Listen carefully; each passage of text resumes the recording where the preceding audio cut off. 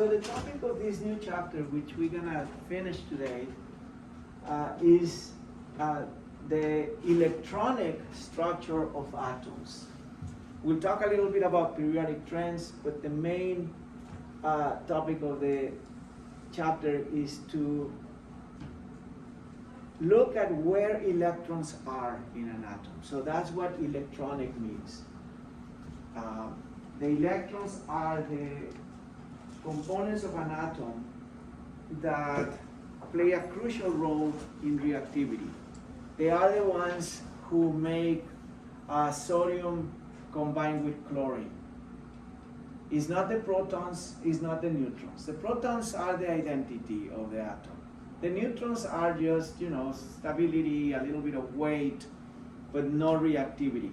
The electrons are the ones that tell the atom, we're not happy this way, we need to look for electrons elsewhere so that we are in atom nirvana, to put it in one way. So that's what we're going to be looking at, where the electrons are on different atoms and how the position of those electrons and the number of those electrons help you predict reactions. So how is it that you can look at the periodic table and say, this is going to combine well with that, but not with that? That's the goal.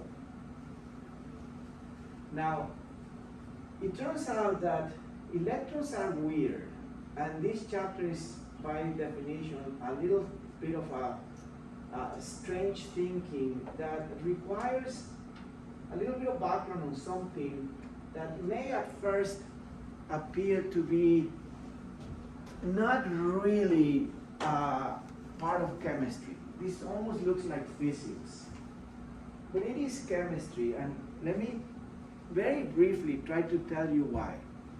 The electron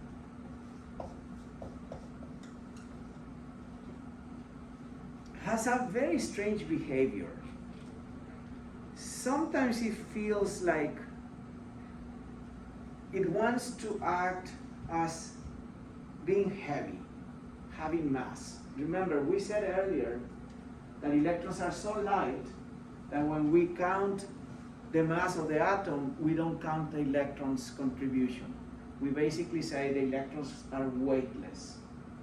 Well, electrons are not thinking beings, they are not humans, they are part of humans, but electrons can act or behave in two ways. They can behave as particles, as having mass, but they can also behave as energy. And I'm going to put in parentheses the word wave.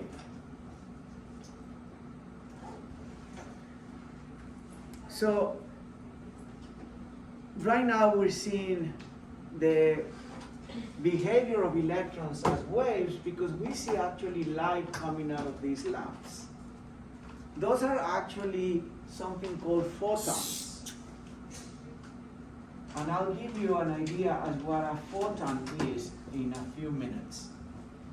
But the reason for me describing this behavior of the electron is because we want to talk a little bit about something called electromagnetic radiation. Radiation basically just means to send out something, to emit, to produce something. In this case, that something is electrons. Now, the way we measure electromagnetic radiation is by looking at different kinds of energy sources and looking at something called the wavelength. Now, the wavelength, as you can see here, in those two diagrams, changes from substance to substance, in this case from light color to light color.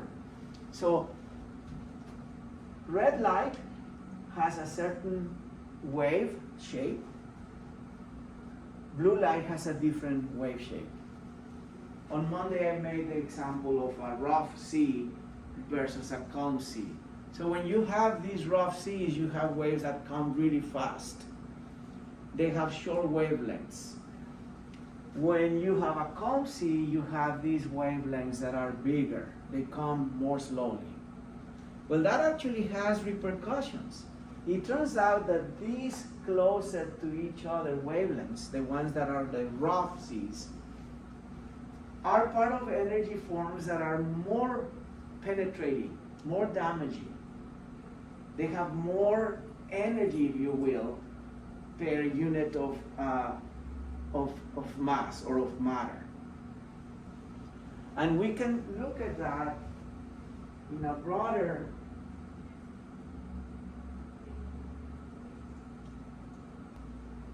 in the previous example, we were looking at just the idea of wavelengths. Is the space, the distance between, and I have to give you a name, the top of a wave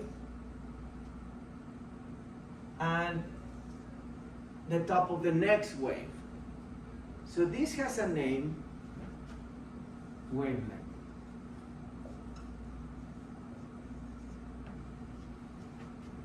From peak to peak.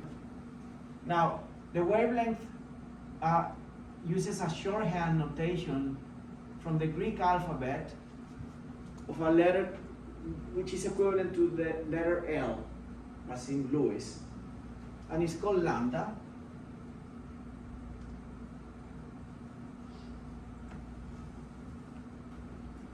And suffice to say that it has a value.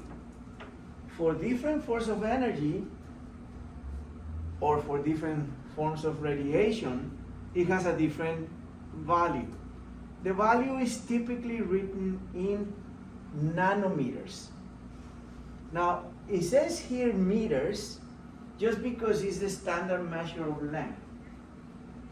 But typically we actually use nanometers, which is a billionth of a meter. 1 meter divided by 10 to the 9th. Keeping that in mind, and let's just looking at these numbers, you're going to see that the numbers are decreasing as we move from left to right. So these are short wavelengths, these are long wavelengths. These are rough seas, these are calm oceans, calm seas. Not too many waves coming at once. Well, you probably recognize some forms of electromagnetic radiation from your everyday. On Monday, I mentioned to the class that as I was driving, I was listening to the radio. And the radio actually travels through space in the form of radio waves. So why is it that I'm able to turn on this thing in my car and all of a sudden hear sound, words, a story? It's coming from far away, but it's traveling through air. Well, it's traveling through air as an electromagnetic radiation. And it's going through walls, it's going through the windows of my car, it's going through the door here. We just don't see them, right? But they're there. And we know that we can actually measure them. And the wavelength of a radio wave, is between 10 to the third and 10 to the second meters in length. So that's a long wavelength. 10 to the third meters. Can you picture that? That's 1,000, that's a kilometer, that's over half a mile. That's really a calm sea, right? The peak of one radio wave here is related to the peak of another radio wave half a mile away. That's how they come. They still travel to space very nicely, but they carry very little energy. They're harmless. They don't hurt you. When do we get to damaging radiation? Well, keep looking and see if you recognize anything that can harm you.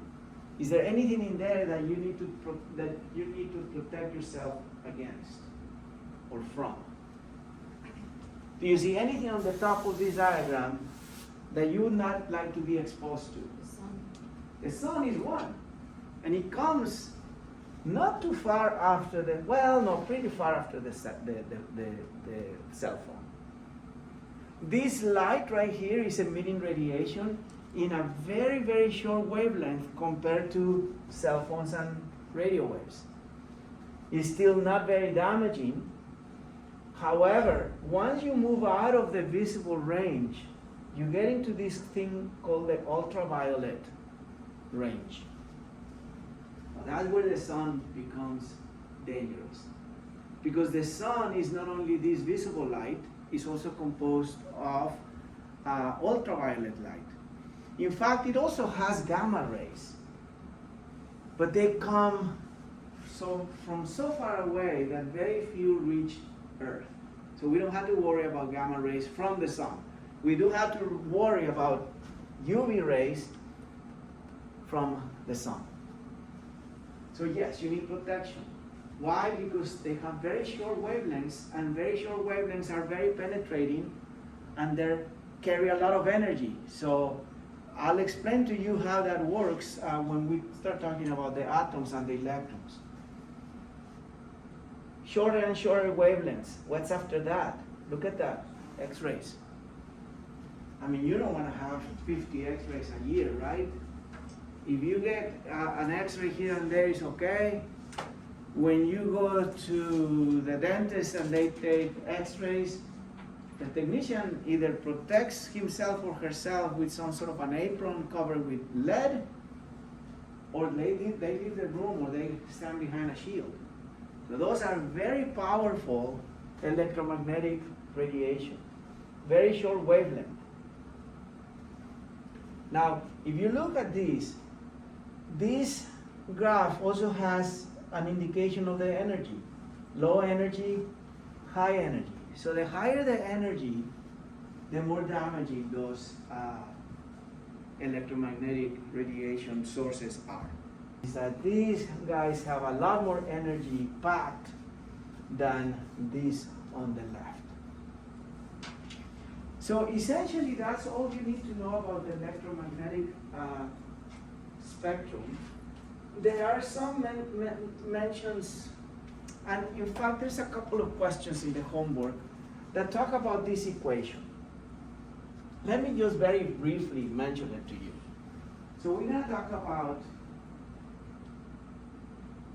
not only the wavelength, but the frequency of a wave. So the wavelength, we call it lambda, or the Greek letter L.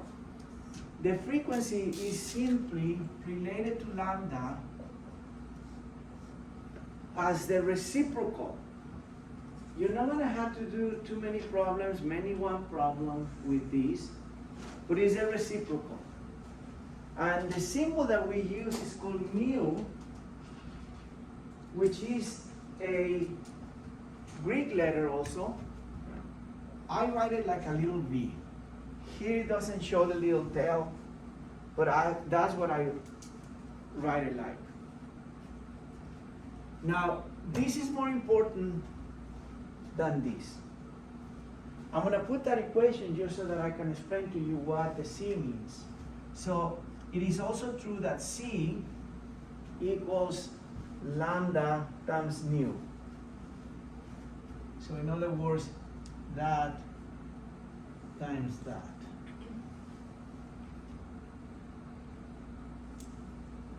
This value C, and I don't want you to worry about it too much, it's actually the speed of light.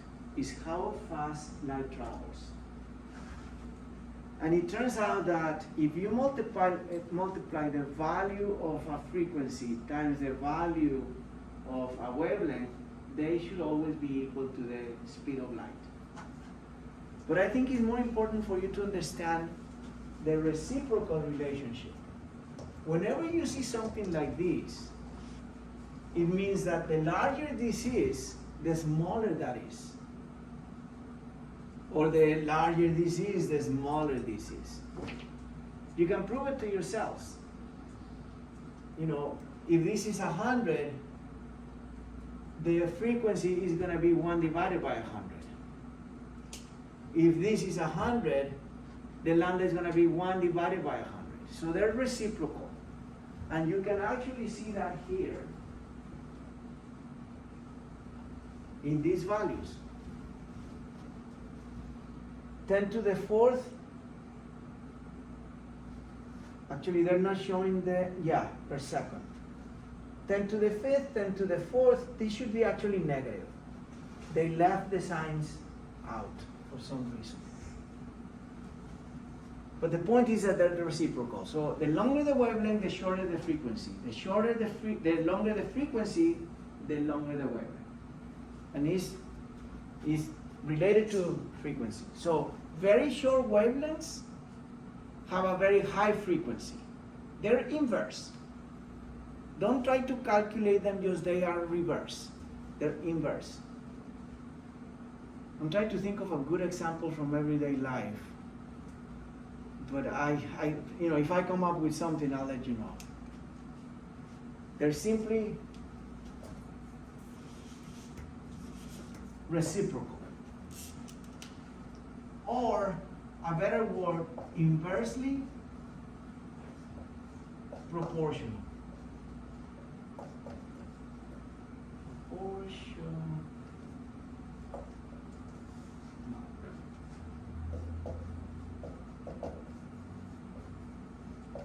So, lambda and nu are inversely proportional. The longer the wavelength, the shorter the frequency. I don't think it can be any more clear than that. I'm sorry for the image not showing it, but you can see here 10 to the minus 4, 10 to the 13. Very short number, very large number. Large number. Okay.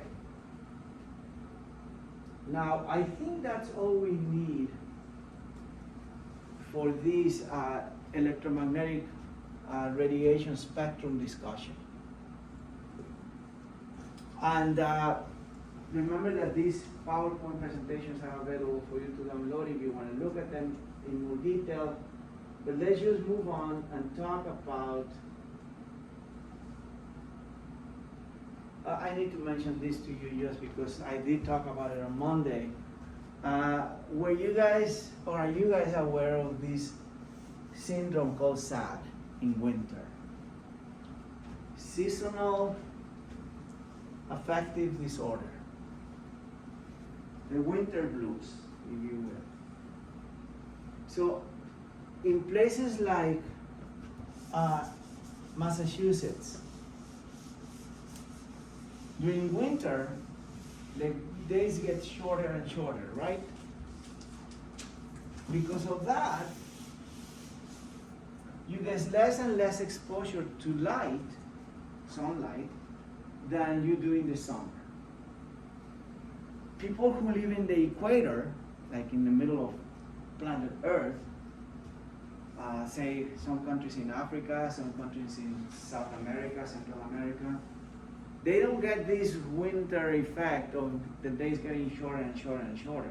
They get a little shorter, but not by much. In the equator, they don't change at all. Now, if you were to travel even more north to Canada, the days get even shorter and shorter in winter and longer in summer. Because of the lack of light in winter, you have either an increase in melatonin or a decrease in serotonin, two hormones, neurotransmitters, that actually have a lot to do with your sleep patterns and with your mood. So you get kind of depressed in winter. If you feel that you are a little more prone to depression in winter, the solution may be actually quite simple. Get more sunlight.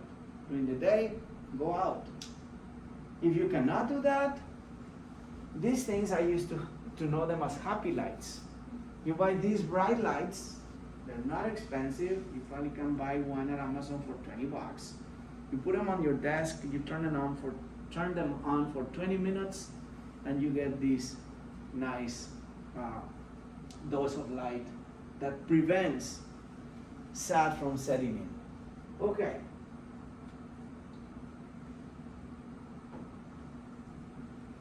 Now, let's talk about the electron. And I'm going to leave that there for later, but right now, I need to get rid of this screen. Just briefly, so that we can start having a discussion as to where does the electron relate to this talk about electromagnetic radiation. Well, electrons are produced by atoms as they react with other atoms. And let's take the example of hydrogen, which is the simplest of all atoms. You already know that. And look at that one electron and what it can do. So in our picture from chapter 4 of the atom, we draw always a core, a nucleus, and around that core we draw this area of space that we're going to call today a shell or an orbit.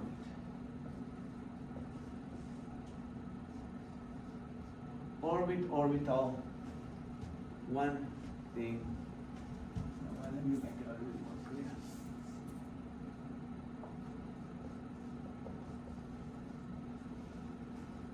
So we use these three terms interchangeably: shells, orbits, orbitals. Is simply space around the core of an atom. As you know from chapter 4, in the nucleus you find the protons and the neutrons, right? The electrons are found hovering around the nucleus, but not in the nucleus, somewhat in the vicinity of the nucleus. Now, hydrogen has only one electron, because if you remember, it has a value of 1 and 1. 1 is the mass number, 1 is the atomic number. 1 proton, 1 electron.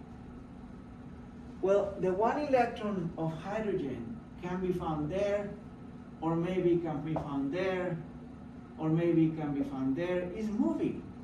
It's moving all the time. But it moves 99.99% of the time close to this nucleus, in this area.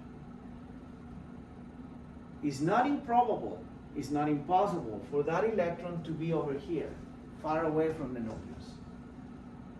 Or it could be in Europe. But the likelihood is very, very small. It does happen. It's not impossible. But 99.9999% of the time, that electron is where it likes to be, home. Now, the home for that 1 electron in the hydrogen atom is in this vicinity. All of these, higher probability, lower probability, lower probability. So the electron is going to be mostly found near the nucleus. And there's only 1 electron. Now, with that in mind, however, let me tell you that hydrogen, just like every atom in the periodic table, has a lot of space around the nucleus that is not this shell, it's another shell. So we think of atoms as having multiple shells, multiple places where the electron can reside. So there's another shell that is bigger than this one. And then there's another shell that is bigger than that one, so on and so forth. I like to equate these different shells to what I'm going to use later as an analogy, an apartment building, where you have tenants. But let's talk about this diagram for a second here. And let's make it a little bit more manageable. I'm going to redraw it over here. So here is the nucleus. Here is the first orbit, the first shell. Here is the second shell. And I'm drawing them as circles, although they're not circular. We'll talk about the shape in a few minutes. And then here's another shell. And another shell. Now remember that earlier today I mentioned to you that the electron has this dual behavior, this dual personality. Sometimes it feels like it has a lot of weight and mass, and sometimes it just feels like it's a wave, just energy.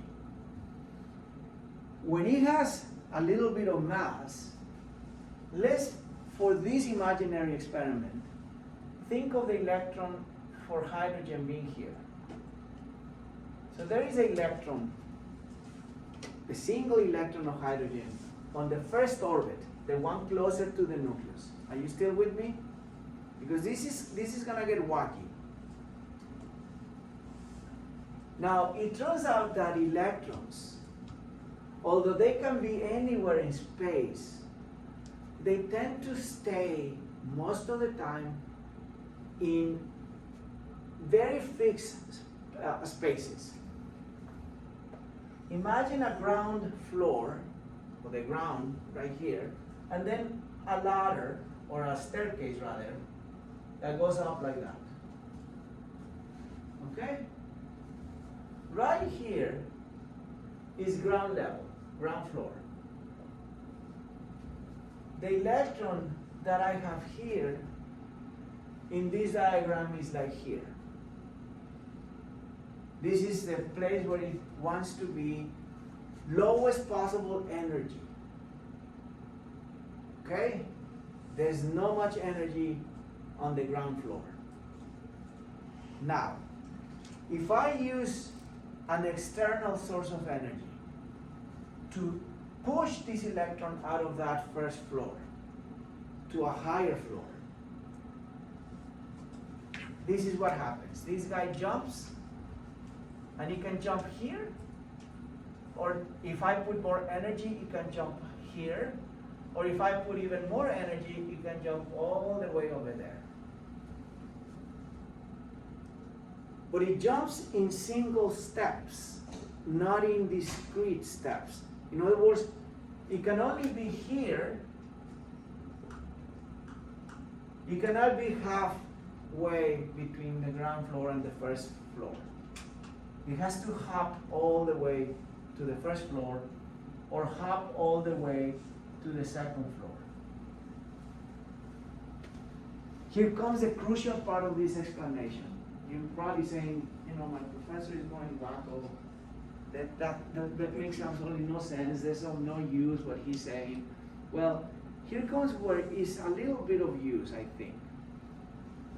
This is real. If I turn off the lights, there happens to be atoms inside of those light bulbs. Those tubes have atoms inside. Right now, they are happy and not moving. When I turn on the light, I'm putting a lot of energy into these atoms. And I'm exciting the electrons. So the electrons are now, in this case of hydrogen, jumping to higher and higher energy levels. They're excited, they have energy. But they really dislike being up there. So as soon as they jump up, they want to come home. So as soon as this guy is here, he wants to return to the ground level. He wants to be the excited, if you will. When that happens, light is produced. So as these guys come back home, they produce photons.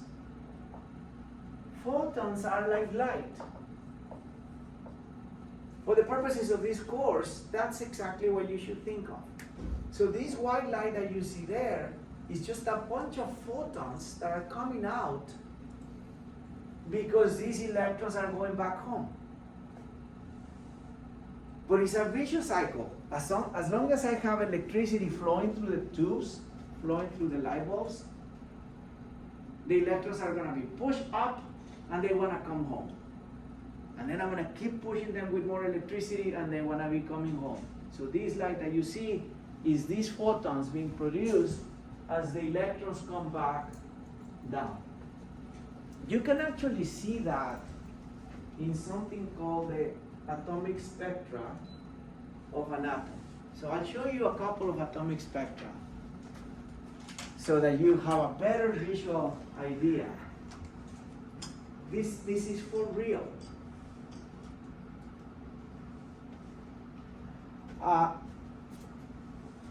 So again, keep in mind that these are bundles of energy.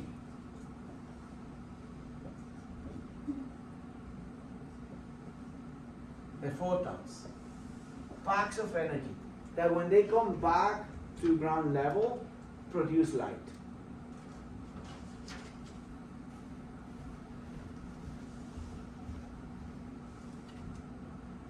Now, let me see if I can show you. Well, here's the atomic spectra of a particular element, not of hydrogen, but of something called barium. So if I turn on my flame, Bunsen burner, whatever, and then I put barium to burn, I'm putting energy through barium. Barium gets the electrons all excited, and as they come back down to the ground level, we produce these lines on something called an atomic absorption apparatus. Each of them represent different jumps. That's how we know that these are single steps. You don't see a continuum of colors. You see discrete bands. So these may represent the electron jumping from ground level to the second floor and coming back. This one may be the third floor. These two may be the first floor. It doesn't matter. The point is that as they come back from different places, they produce different colors. So the energy, once again, related to the wavelength, gives you a different color. If an electron goes all the way over here, it may come back over here and produce red. If it goes here and it comes down to the level, it may produce blue. That doesn't eliminate the possibility, by the way, of an electron jumping from here to here, and then from here to here, and then from there to there, and then back here. All of those combinations are possible. And that's why you have so many bands. Because it's not only jumping once and coming back only once. It's jumping once or twice or three times and coming back once, two, or even to the ground level all at once. Okay, now that we have a picture of how electromagnetic radiation works, let's talk about these different energy levels, these different places where the electron can be. Okay? And then we're going to talk about the preferred place of electrons.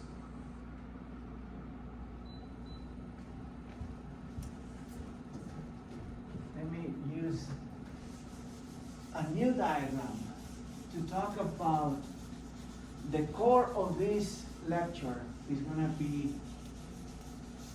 electron configuration. So remember that the title of the chapter has that term, electron configuration or electronic configuration.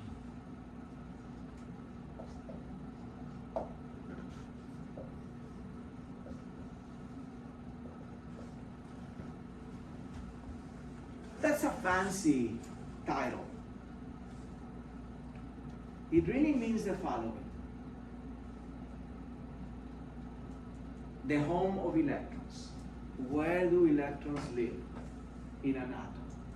So electron configuration or electronic configuration can be thought of as the home address of the various electrons in an atom. And let's start with hydrogen, the simplest of all elements. I'm going to put here the number of protons, which you know identifies the atom, the number of electrons, and then we're going to talk about something else very soon. So hydrogen has one proton, right? Periodic table, you look it up, one proton.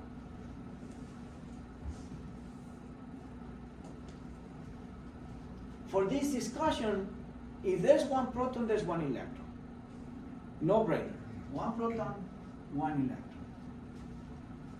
In a picture of the atom, like the one we've been drawing, that first electron lives on this first floor of what I'm going to build as an imaginary apartment building.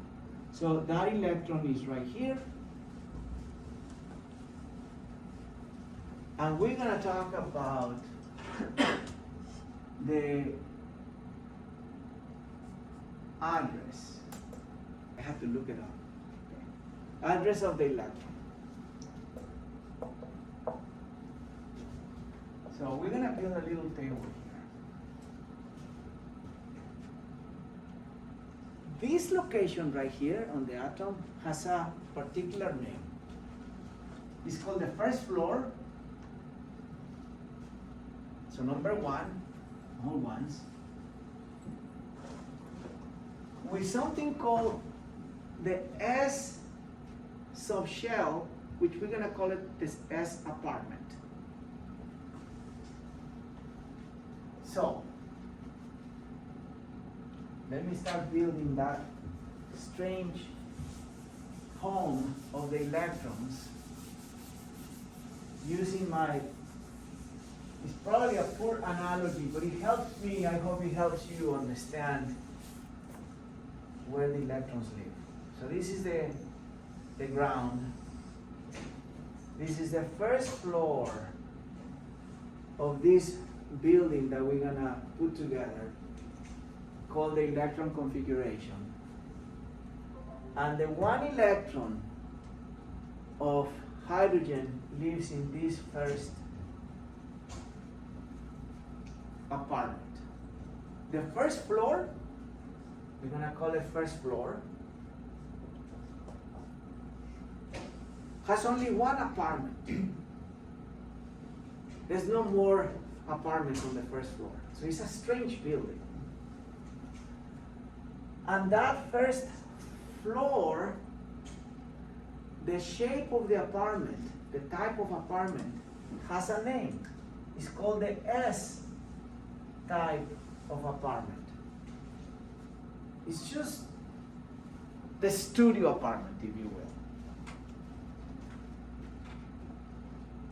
So that studio apartment on the first floor has the name S. If I want to give the address particularly of that apartment, I'm going to call it the 1S apartment. Now, in the case of hydrogen, there's only one electron, right? Only one tenant, only one individual living in that apartment. We're going to indicate that with a number 1 as a superscript. 1S1. This is telling you that the one electron in hydrogen resides on the first floor on apartment S. As straightforward as that. Okay, now it's time for us to start exploring the periodic table and the home of the other electrons in other atoms. So the next element on the periodic table by size is helium, He. Helium has 2 protons, therefore it has 2 electrons. Right? Now, where is that? Where are those 2 electrons going to live? Well, they both are going to live on the first floor, and they are going to share the S apartment. They're going to live on the S apartment, but because we have 2, I need to indicate that with a 2. So first floor, apartment S, 2 electrons. Over here, I'm going to draw that with an arrow pointing down.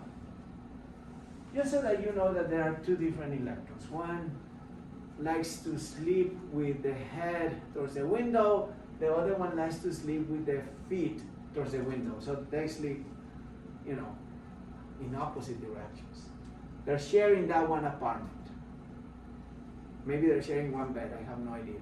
I'm not going to get into personal electron lives. Never mind, I'm smiling behind them. Bad joke, but anyway. Okay, we're done with the second element. We have explained where those two electrons live. So we're going to move on to the third element on the periodic table, which is called lithium. You know lithium because there's lithium batteries all over the place. You know, lithium batteries are these rechargeable batteries. So lithium is a real element in the periodic table with 3 protons. So it has 3 protons, it has 3 electrons, and we have to find a home for 3 electrons this time. One of the first rules that you have to remember is the following. All of the electrons that you have already from previous atoms are going to basically have to occupy the same type of, these are different apartment buildings, by the way. This guy lives in an apartment building with 1 floor. This guy is in an apartment building with 1 floor. This one needs a little bit more space. So the home of lithium looks like this. There's a second floor.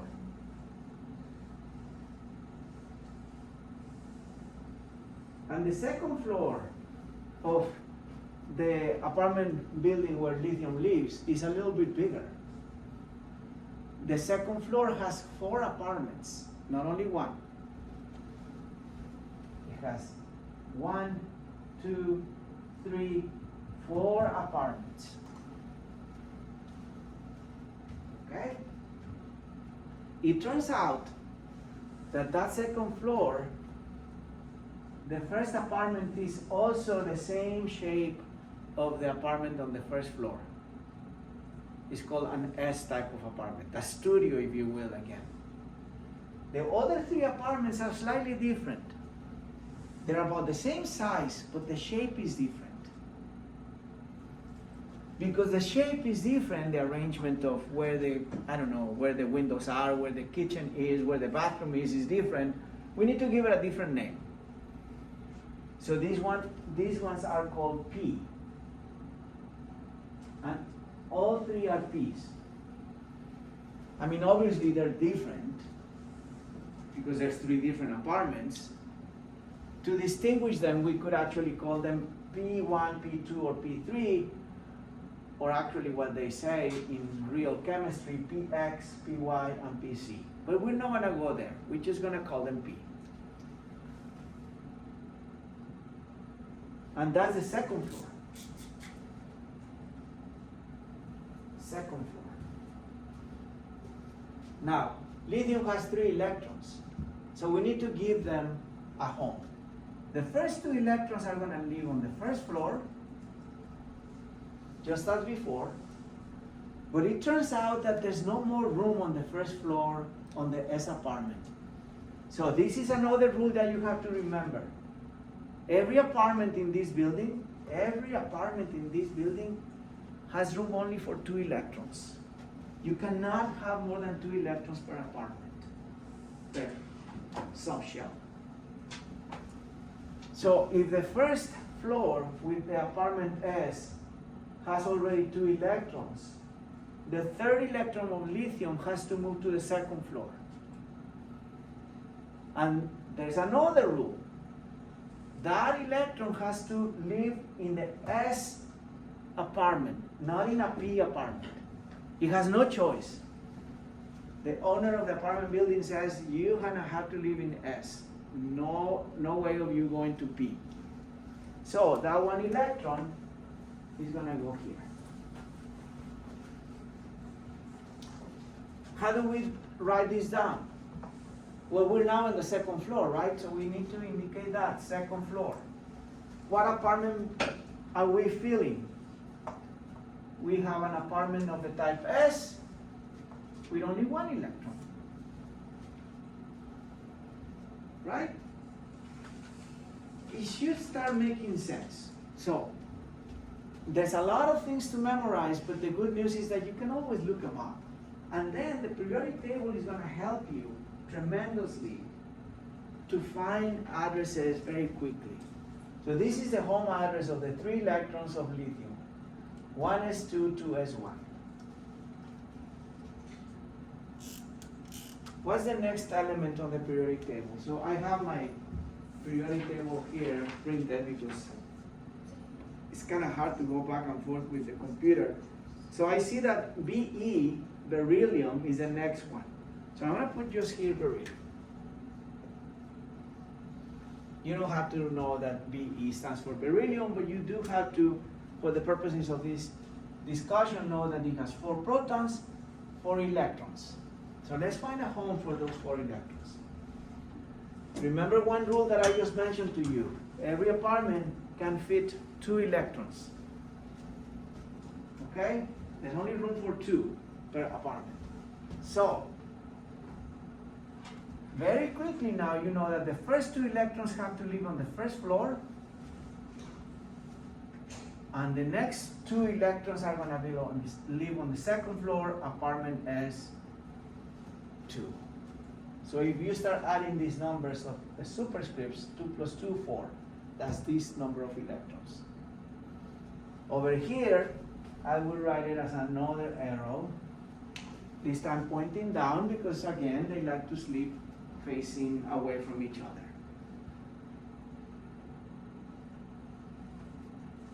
This was the easy part. Now comes a little bit of a challenge. What happens to the next element? Boron. Number 5 in the periodic table has a simple B as the symbol. 5 protons, 5 electrons. Well, the first 4, by the rules of this building, have to go where you see these 4. So we have a number 5 one that we need to find where it's going to go. So it's going to be 1s2, 2s2, and now there's no more room in the first apartment of the second floor, but you have 3 apartments labeled P. They're nearly identical. They're just, in different orientations, facing different parts of the world. Well, we're simply going to put the first one here. How do we indicate that here on the address? Second floor, apartment type P, 1 electron. Agree? Yes, no, maybe? It's the very first time you see this, so it's going to take a little while for you to get a handle of what is going on. But trust me, with practice, you're going to see how straightforward this is. So let's count. 2 plus 2, 4 plus 1, 5 electrons, 5 electrons. We have found the home for 5 electrons for boron. There's still room on the second floor for more electrons. Remember, every apartment has room for 2 electrons. So how many more can we put on the second floor? 2 plus 2, 4 plus 1 more, 5. There's room for 5 more electrons here. So we're going to keep adding elements, and we're still going to be on the second floor. But the next one is key.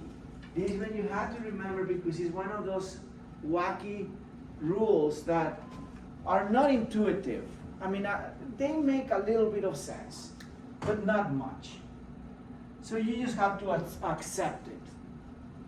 Carbon is the next one. 6 protons, 6 electrons. Where are they? 1s2, 2s2, and this is going to be easy. 2p2.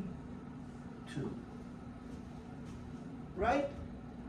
Because in the P apartment, there's 3 of them, and there's room for a total of 6. So these P apartments are going to go all the way to 6, but we only need 2 because we have 2 plus 2 plus 2, 6 electrons, 6 electrons.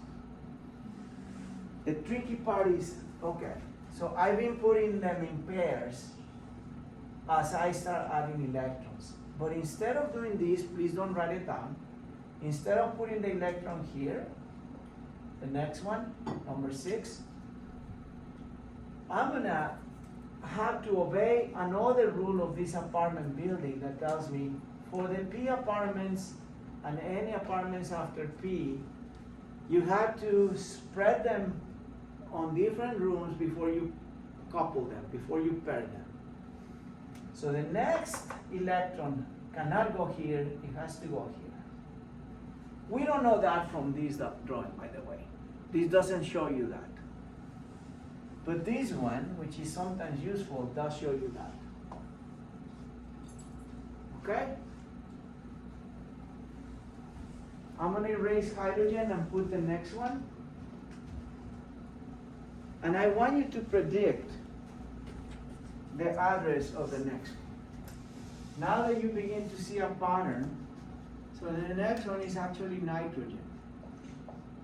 7 protons. How many electrons? 7. That may change a little bit in a little while, but right now, if there are 7 protons, there are 7 electrons. What's the address of those 7 electrons? So start telling me, look at this one and tell me what to do for nitrogen. 3s1. So it's going to be 1s2, just like carbon. And that takes care of 2 of the 5 electrons. We have 5 more to go. 2s2, so same thing. That's 4 electrons. We have 3 to go. The next one is 2p, right? I'm just copying from the bottom. What do I put on top of the p? There is room for 6. Right now,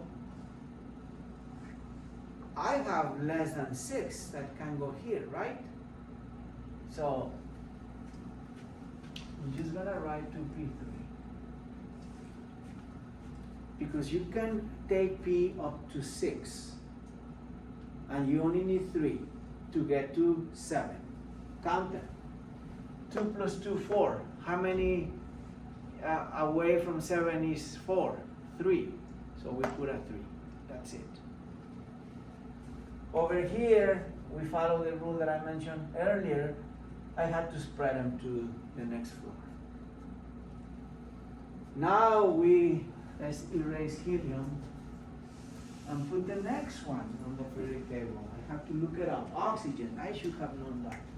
Oxygen, 8 electrons. Come on, you guys, you need to give me the address now, otherwise I'm not doing my job. 1s2. 1s2. And then 2s2. 2s2. That has to be the way. You cannot have more than 2 in S. And then 2p what? 4.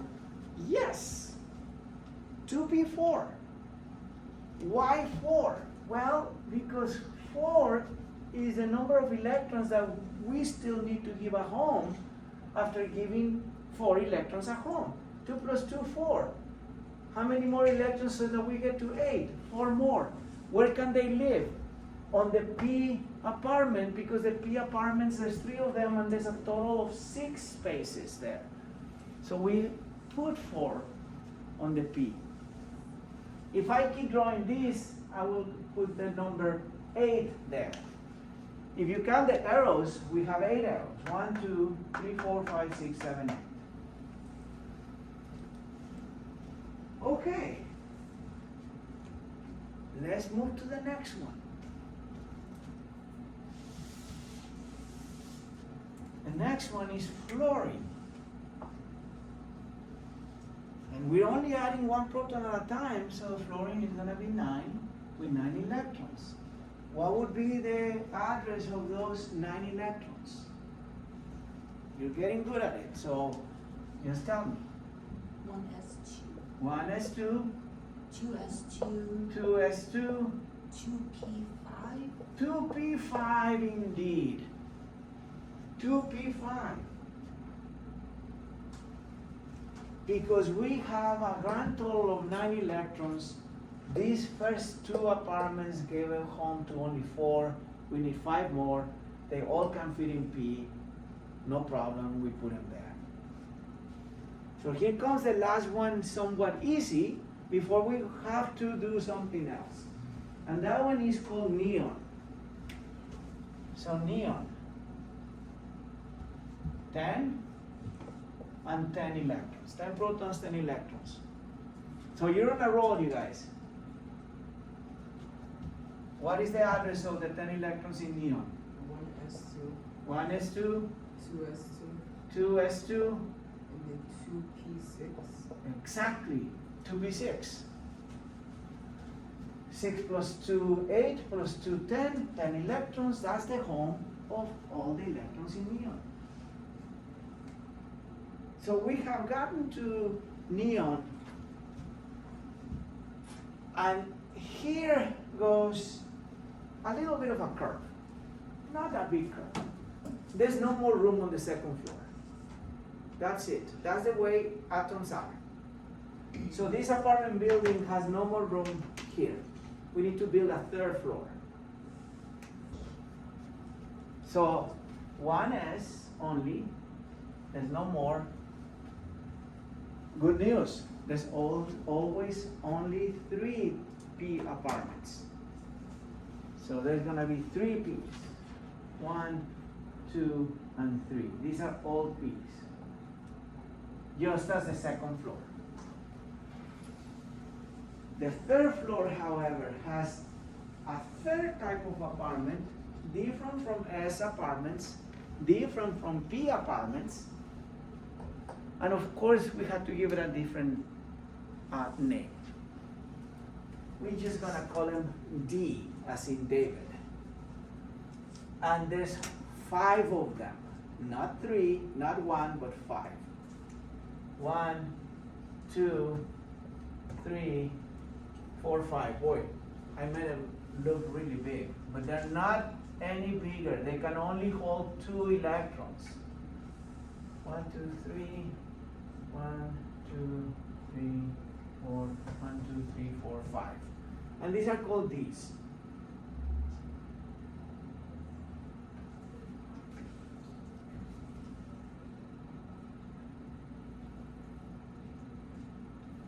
Just as before, the D apartments, there's 5 of them, each can only hold 2 electrons.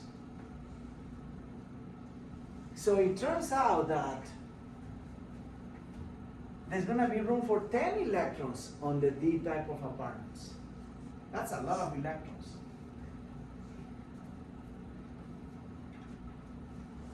So let's see if we can pick it up here and make a prediction as to what comes next. So after neon, number 11 is sodium. I'm gonna skip a little bit after sodium. So sodium, 11 protons, 11 electrons. Give it a shot. You already know where the first 10 electrons go. They have to go just like in neon, right? The first 10 electrons have to go just like neon, which looks like that. Would you agree that it's going to be 1s2, 2s2, 2p6? That's 10 electrons, right? 2 plus 2, 4 plus 6, 10. But we need a home for an 11th one. There's no more room on the second floor. We need to move to the 3rd floor. And we need to first go to the S apartment. So what do you think the address of that 11th electron is going to be? 3s1. 3rd floor, apartment S, 1 electron. Exactly what it is. It's exactly what it is. Now, here comes more difficult question. Because you're gonna have to think a little bit more carefully as to your answer. So I'm gonna skip a bunch of elements and go all the way to chlorine, Cl, which happens to be an atomic number of 17, so it has 17 protons, 17 electrons. And all you have to do is look at this diagram and tell me, what do you think the address is going to look like for those 17 electrons? Let's do the easy part first. 1s2, 2s2, 2p6. Now comes the hard part. What do we do next? How many can we put on the on the third floor S apartment? Only 2. So the next one has to be, there's no choice, 2. However, we don't have all the electrons yet. 2 plus 2, 4 plus 6, 10 plus 2, 12. We need 17 electrons, so we need 5 more. The next type of apartments are the P, and remember that each can hold 2 for a grand total of 6. So what would be the next symbol? 3p6. Okay, I'm gonna put 3p6 because that's what you're telling me, and then count. Let's see if we did it right. Let's count electrons. 6 plus 2, 8, plus 6, 14, 16, 18. Oops, So one 5. too many. So it has to be 5. No problem. I mean, that was a mistake that is gonna teach you that all you have to do to verify your address is count.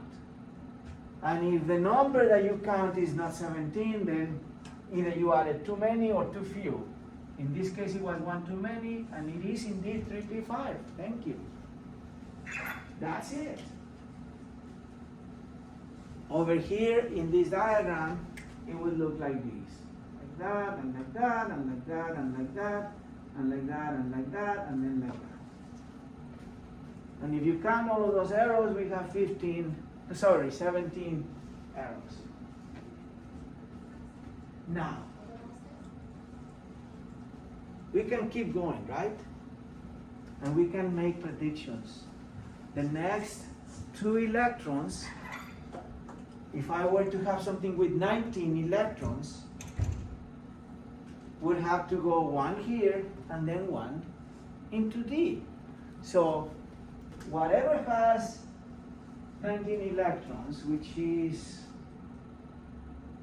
potassium, potassium is atomic number 19. 19 is going to have to be 1s2, 2s2, 2p6, 3p6, but we're short 1 electron, right? Let's count them. 2 plus 2, 4, plus 6, 10, plus 2, 12, plus 6, 18. We need 19. There's no more room in the piece.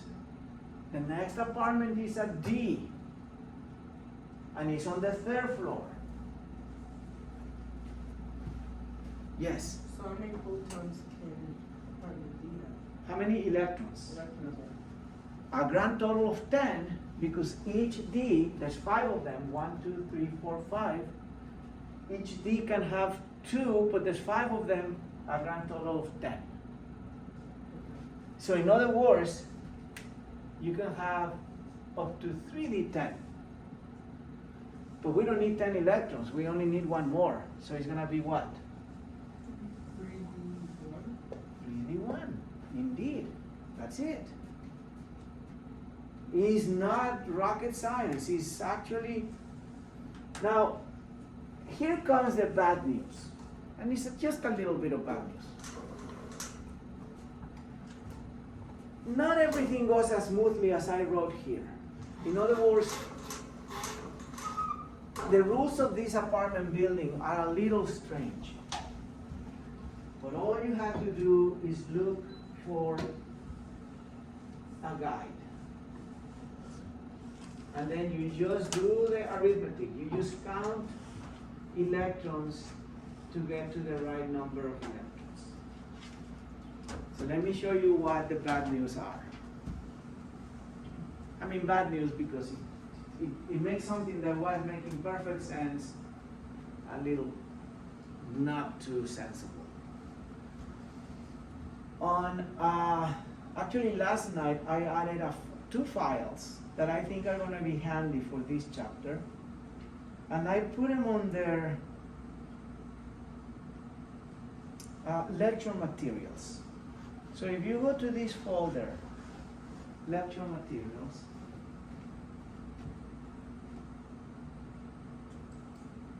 at the very bottom you're going to see two files. Periodic table with Aufbau.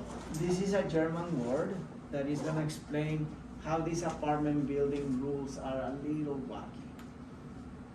And then there's a second version of that. Let's take a look at this one first.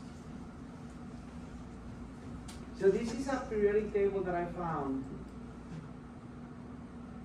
that gives you this little diagram at the bottom. I don't know if you can see it. Let me see if I can magnify it a little bit. The color scheme is a little weird.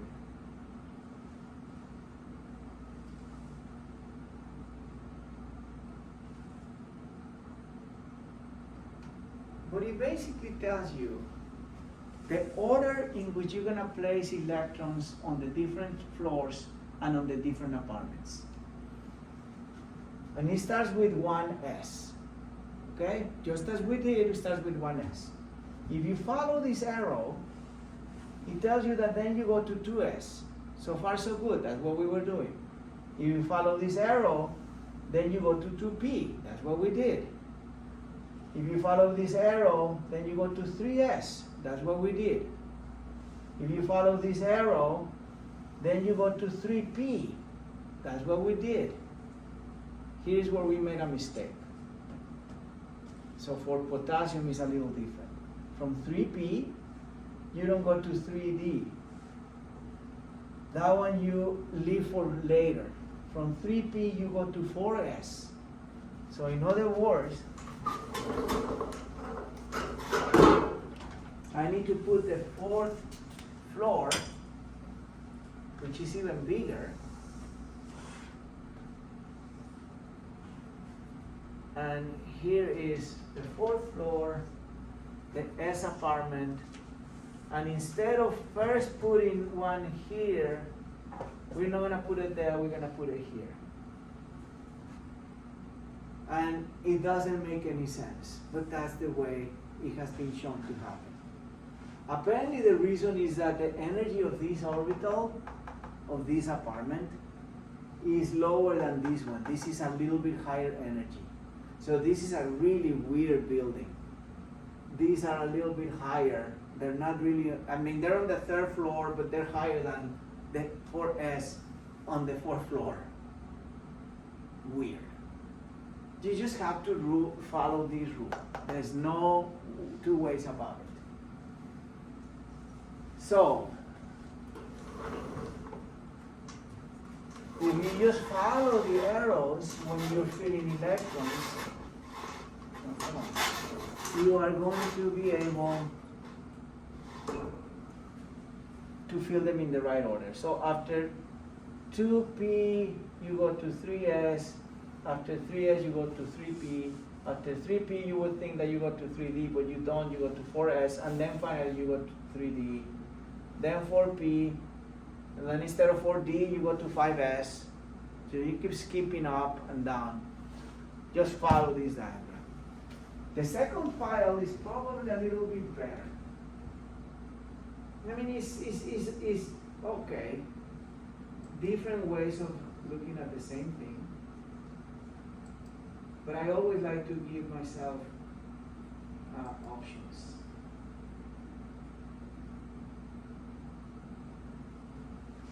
So this one gives you the energy levels.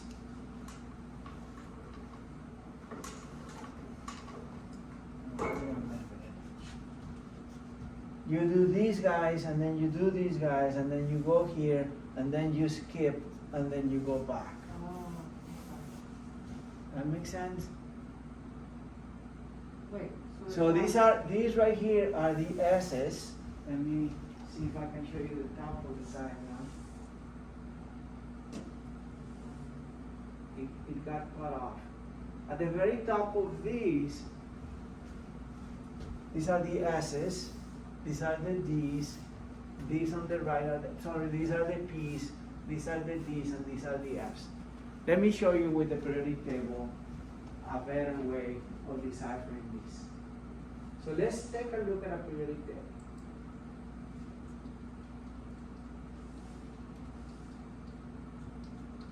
Now this is really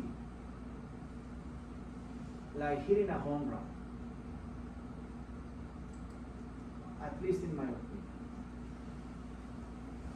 So here's a periodic table.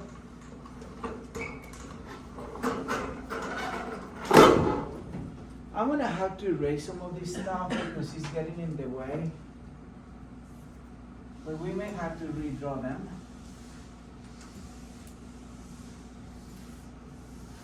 This is super important, you guys, and once I cover this part, we can open the homework and almost answer any questions in the homework with what we have learned so far.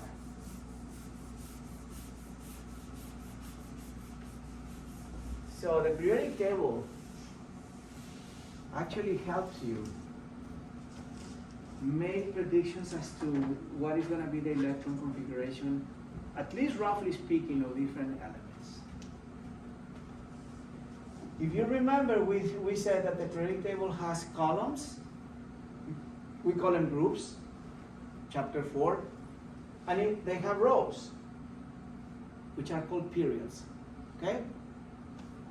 The period number, this number, is the floor number. So first floor, first period. Only 2 atoms have electrons on the first floor and only on the first floor, hydrogen and helium. So if you remember, that was the case. The second floor is equal to the second period. So this is the floor, second floor. Now here comes something even better. And I'm gonna leave hydrogen out because hydrogen is a little bit of an anomaly.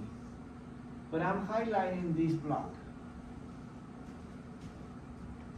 Those 2 first groups are called the S block. The studio apartment, if you will. We'll see very soon what that means. These guys over here. Now before I show you the next guys, remember how many electrons can go in the S studio? Total, only 2, 1, 2, that's it. These over here, from here to here, are called the P block. One, 2, 3, 4, 5, 6. And that's how many electrons you can put on the P type of apartment. This over here, I think I have a red marker. This is not black.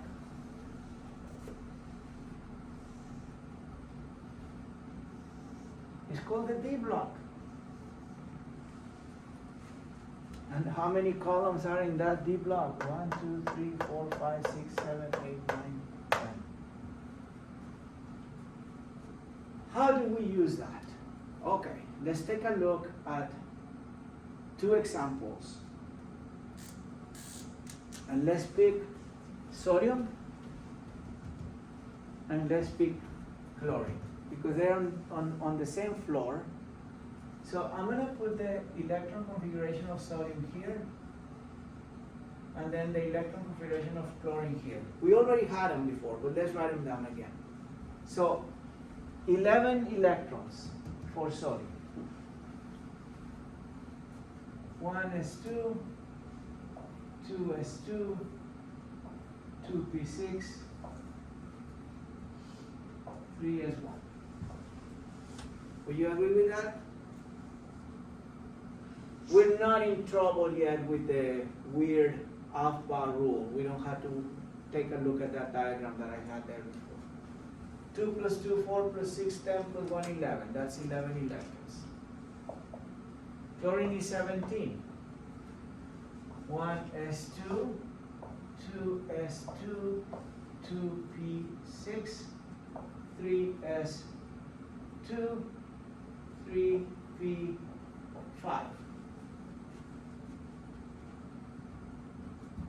2 plus 2, 4 plus 6, 10 plus 2, 12 plus 5, 17. Now, check this out. I'm going to draw a line here. And I'm just going to look at the highest floor for these two examples. What is the highest floor for sodium? The third floor, right? In what period is sodium? On the third period. So the period tells you the highest floor with electrons for any atom. Potassium is going to have electrons in the fourth floor and in every floor below it, but not higher. Potassium doesn't have any electrons in the fifth floor because it's on the fourth period. What about chlorine? Chlorine is on the third floor having 7 electrons. Where is chlorine? Chlorine is on the third floor also. And if you count electrons, you have 1, 2, 3, 4, 5, 6, 7. 2 plus 5, 7. Now, this is a little bit more difficult to visualize, but it's also true. How many electrons are on the highest floor? Not on what floor, but how many on the highest floor according to the periodic table? Well, if the element is in group 1, it's going to have 1 electron on that highest floor. So electrons on the third floor are the highest electrons, and sodium is going to have only 1 electron on that. There is a 1 electron. What about chlorine? Well, according to this, 5 plus 2 is 7. Well, chlorine is in group 17. So if you erase the first number, if you just call this 7, this 6, this 5, this 4, and this 3, that gives you the number of electrons on that highest floor. 2 plus 5, 7, 7. So this is a very powerful idea that can help you visualize things very quickly. Now,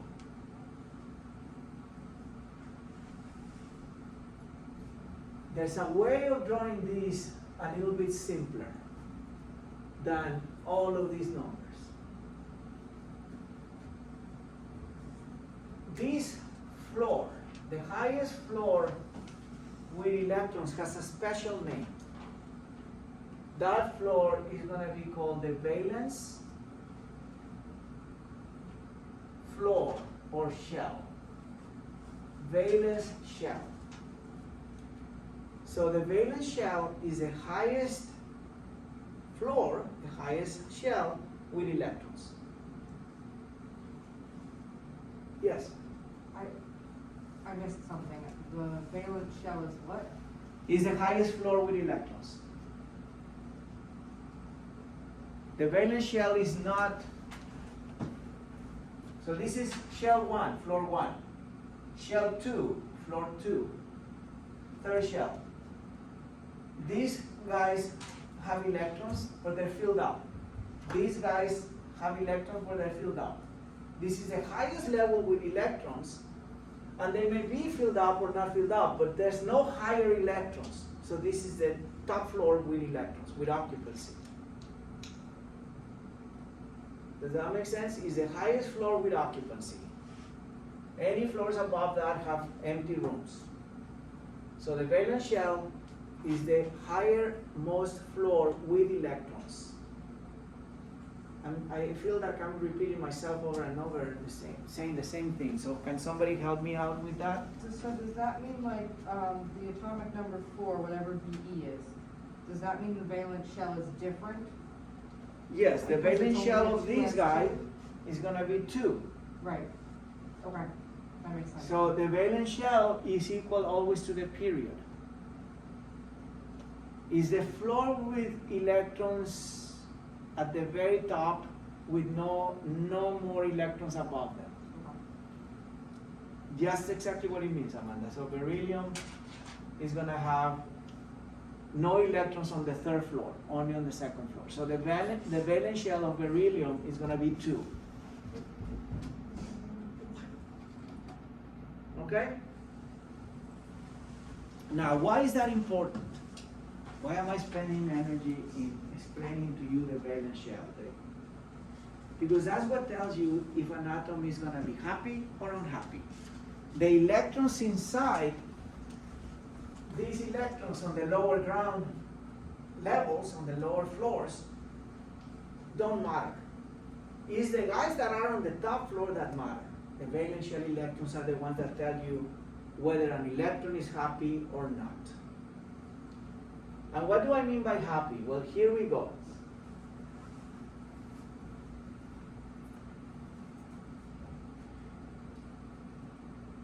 Happiness is determined by having a floor that is filled up, a higher floor, a valence shell, with no more room. That only happens with these guys. All of the guys on group 18 have the highest floor with electrons filled up. There's no more room. Any other electron for any other element will have to go to the next higher floor. In other words, the top floor, the valence shell, is packed to capacity. That's nirvana for atoms. That's when they're the happiest. So, let's take a look at these two guys. Let's first look at chlorine. On the highest floor of chlorine, the 3rd floor, there are 7 electrons. There's room for 1 more electron, so that this would be 3p6. Chlorine doesn't have that 1 electron, so it's not very happy that there's 1 room empty or partially occupied on the top floor, on the 3rd floor. It's always advertising saying, okay, I have 1 space available in my 3rd floor, who wants to take it? Because I want to look like argon. I want to have as many electrons as argon has. I want to have a packed 3rd floor. So who gives me an electron? Is always looking for 1 electron. Hydrogen? Well, it can be hydrogen, certainly, because hydrogen, by giving that electron away, is going to be happy. But in this case, it's actually sodium. Let's look at sodium. The highest floor of sodium has 1 electron only, right? Yeah. To be happy, like argon, it needs 7 electrons more, right? It needs 1 more here, and then the 6 on P to be happy.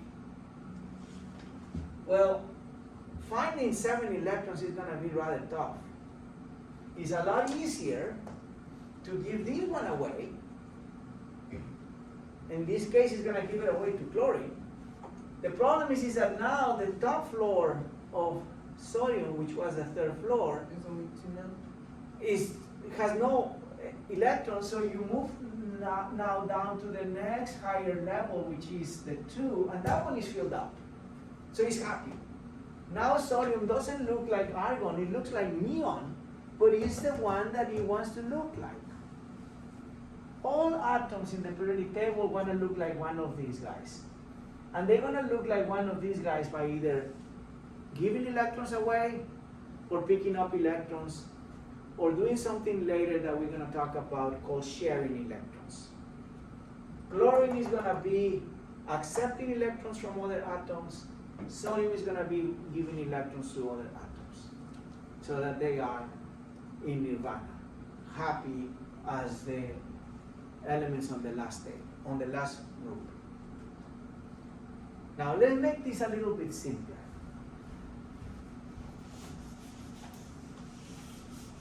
Sometimes it's necessary, no pain, no gain. So that's why we have to go through this exercise. But check this out. This is quite simple. We're going to draw here sodium as Na, right? That's the symbol of sodium. Now, instead of drawing all of these, I'm going to just look at this top floor.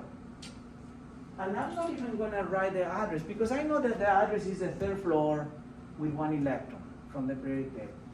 So all I'm going to do is I'm going to put a dot.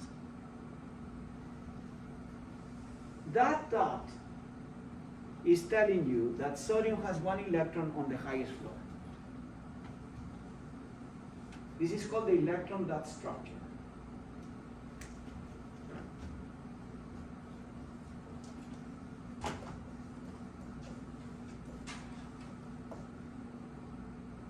And it's a very useful way of writing symbols. Let's take a look at, for instance, magnesium. We haven't even talked about magnesium, but magnesium, the symbol is Mg, right? Bear with me, I think I'm getting you tired. It's a lot of information, but we're almost at the finish line. Magnesium, third level with electrons, right? How many? Period 2 electrons. So rather than having to draw the entire address, I'm just going to say 1 electron, 2 electrons. Let's keep drawing the others. Aluminum. Aluminum is still just like sodium and magnesium, but now it has 3 electrons. 1, 2, 3 electrons. Third floor, group 13, that 3 tells you that there are 3 electrons on the highest floor. It doesn't matter if they're in the S or the P. There's just 3 electrons. So this is the group number, essentially. After aluminum, we have silicon. So silicon is going to have 1, 2, 3, 4 electrons. How do I know that? Because on the third floor where silicon is located, silicon is in group 14 with 4 electrons on the highest floor. After silicon comes phosphorus. Phosphorus is group 15. I'm going to ignore the first number. The 5 is going to tell me that there are 5 electrons on the highest floor, on the valence shell. 1, 2, 3, 4. And then I start pairing them. 5.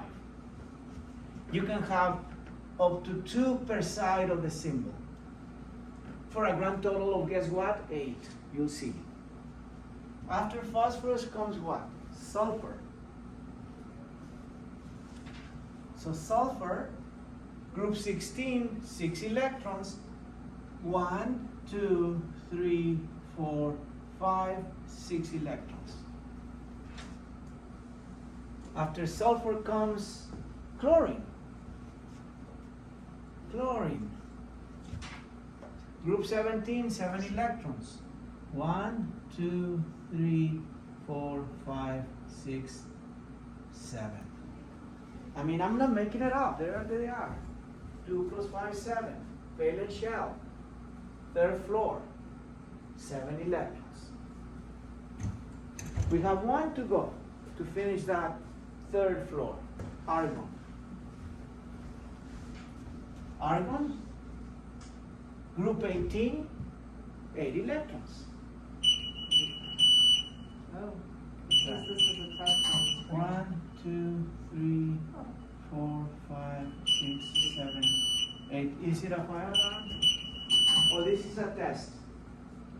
Yeah, I don't know what kind of test it is, but it's a test for some kind of alarm. Right, I have on a screen flashing. This is a test.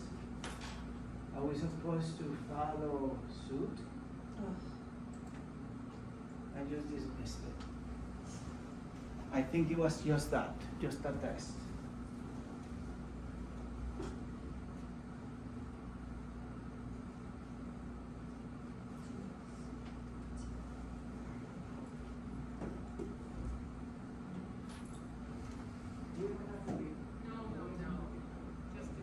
Thanks, Martha.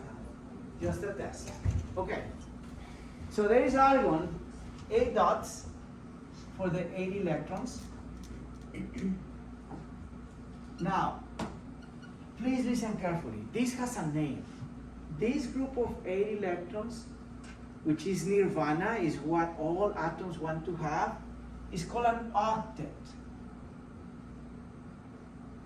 You know, you have the duet, the trio, the quartet.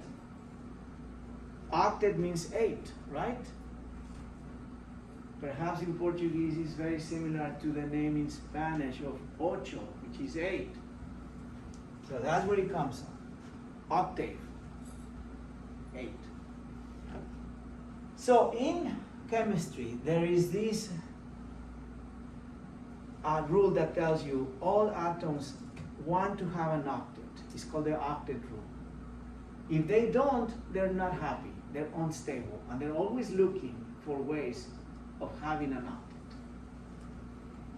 All right, so I think I can turn this off for a second to give you a little bit more of an explanation as to what is going to happen next. And this is where we're going to wrap it up. So sodium has 11 protons, 11, oops, what am I doing? Running out of fuel. Protons, electrons. I'm going to put here charge. And I'll explain to you what that means. So sodium has 11 protons, right? Periodic table, number 11, 11 protons. It has 11 electrons. You should remember from chapters 3 and 4 that protons are positive. In fact, they are +1, and electrons are negative, -1. So this sodium atom has 11 pluses and 11 minuses.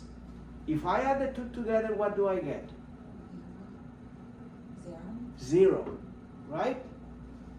11 plus 11 minus added together gives me 0. So the charge is 0.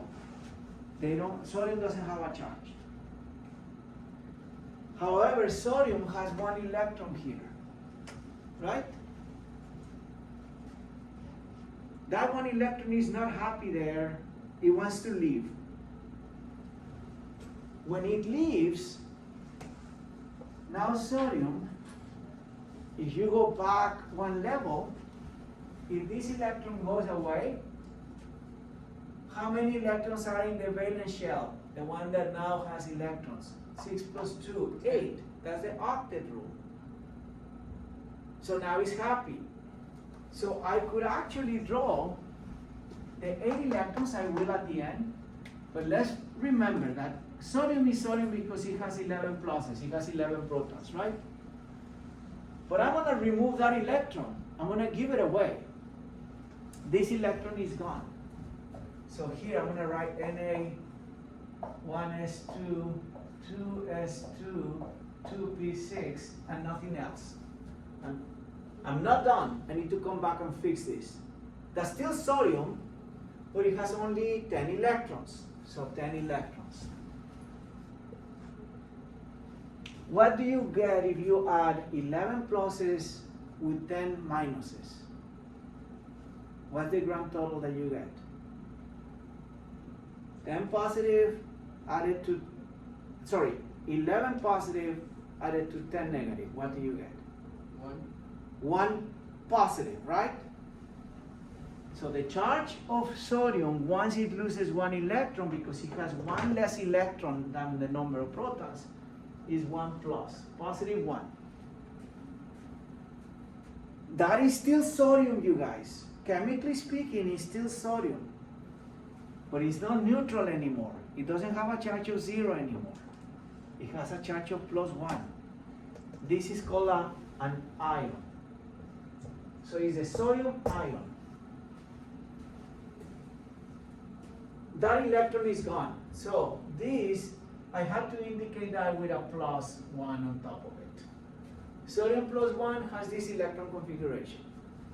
If I want to draw the electron dot structure, I have to put 1, 2, 3, 4, 5, 6, 7, 8 electrons, but then I have to indicate that they are like so because they have a positive charge of 1. In other words, I'm drawing the valence shell, but making sure that I tell you that this is empty now by putting this charge of 1. When I put this charge of 1, that means there's one less electron than there should be. One less electron than normal. But this is nirvana. This is what they want. They want 8 electrons on the top floor. If you have 8 electrons on the top floor, you're happy. How did sodium get there? By giving 1 electron that was just annoying there. Chlorine, on the other hand, has 17 pluses, 17 minuses for a charge of 0, right? That's from the periodic table.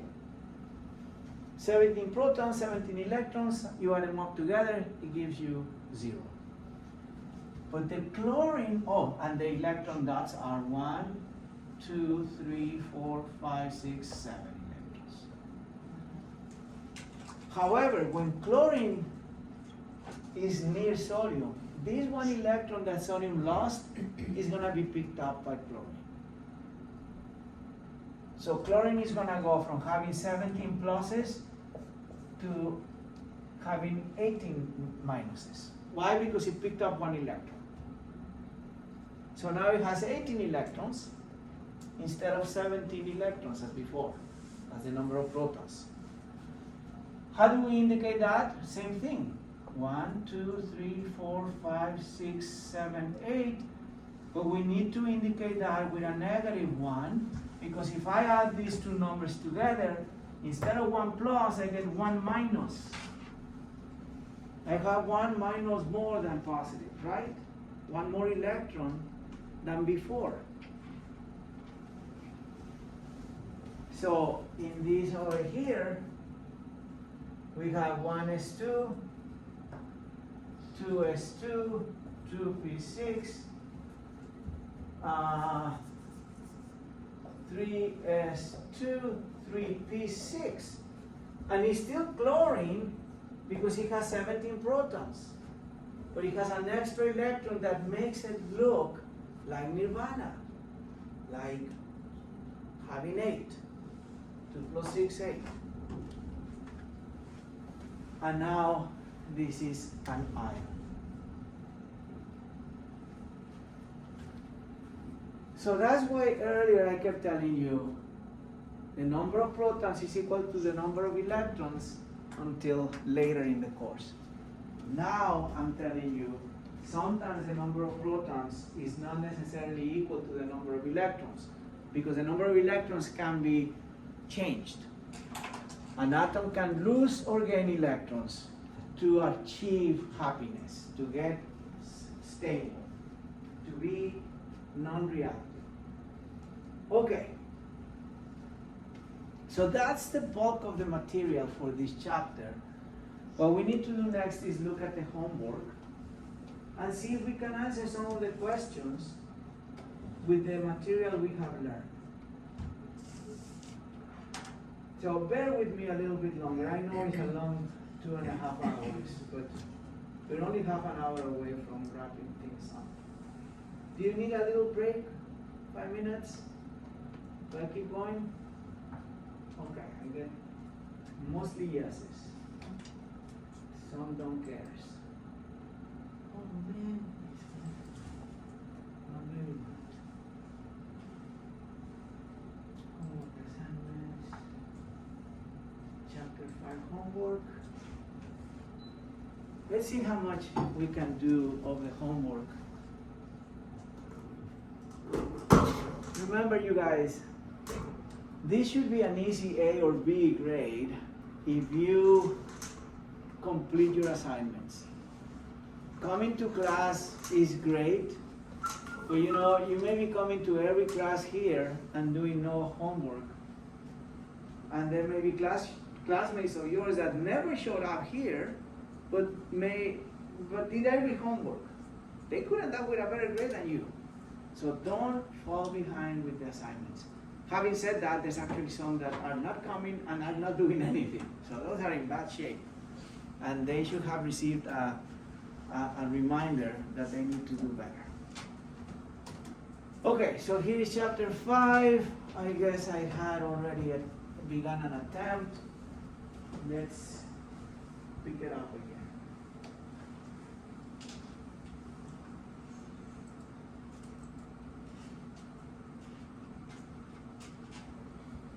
So some of these questions you just look up the answers. They're not for you to memorize. What portion of the electromagnetic spectrum can our eyes detect? Well, in the slide presentation, there was a slide that talked about the visible spectrum.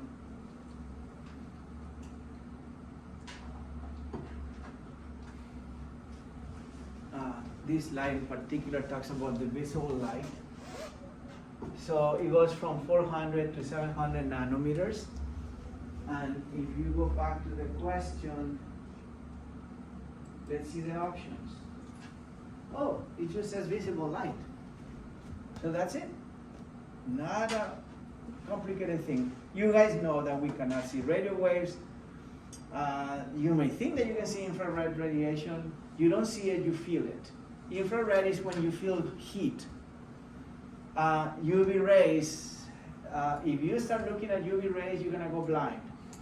What you see as black light is not UV rays yet, but it has the power of producing UV rays. So UV rays are invisible. Only the visible light is something that our eyes can detect. Other animals can actually detect different ranges of radiation. Okay, so here we have one of those with the equation. If you have your homework open with you, let's take a look at this. It should be identical. The choices may be scrambled. But how are the wavelength and the frequency of light related? Well, we saw, and the problem here is that they're showing a times here instead of not times. The equation that I gave you was C equal lambda times mu without the times, but this is the answer. That just means multiplies, which is implicit here. It's not written, that's math. You can write that like that, or you can write it like this, or you can write it like this. They're all the same. Just mathematicians are, or you can put it in parentheses, right? It all means multiply, multiply, multiply, multiply. Don't get angry at me. This is the fault of mathematicians. So the only one that shows that is this one. So that should be your answer, okay? Let's move on to the next question. Okay. This gives you a little bit of background here. Ultraviolet radiation B is used to treat psoriasis. I told my class on Monday that I had no idea that you could do that. And it has this wavelength. Whereas infrared radiation is used in thermal imaging camera. That's when some people have attachments for the cameras where you can go and actually see if your wall has insulation. It has an infrared lens. And it shows cooler and warmer spots. That's infrared. Different wavelengths. Okay? By the way, before we even look at the question, what number is bigger, that or that? You need to remember chapter 1 and 2. What is larger? 3 times 10 to a negative 7 or 1 times 10 to a negative 5? That's a bigger number.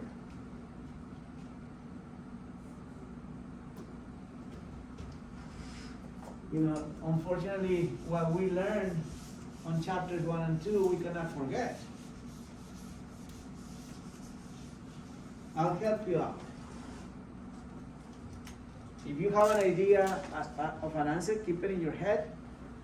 Sometimes people don't like to be, it's not embarrassed, because you don't get embarrassed. Certainly not in this classroom. I make more mistakes than you can imagine. But I'm gonna put these numbers like this.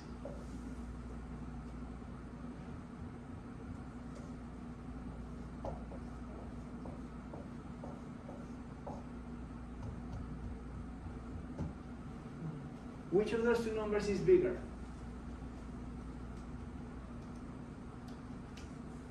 What's a bigger number? First one? Yeah. Actually, no. I agree.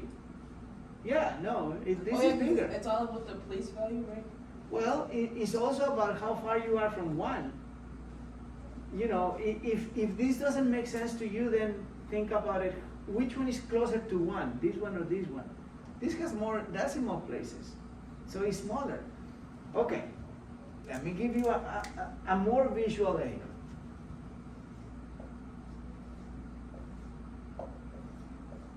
This is 1 penny. These are 10 pennies. What number is bigger? Not a trick question. 0.10 is bigger, right? So whenever you have more zeros in front of a decimal place to the right, the number is smaller. In the case of scientific notation, the larger the negative exponent, the smaller the number. So this number is smaller than this number by almost 100. Yes? It threw me off because it says 3 times 10 versus 1 times 10. Right, and that's part of the trick.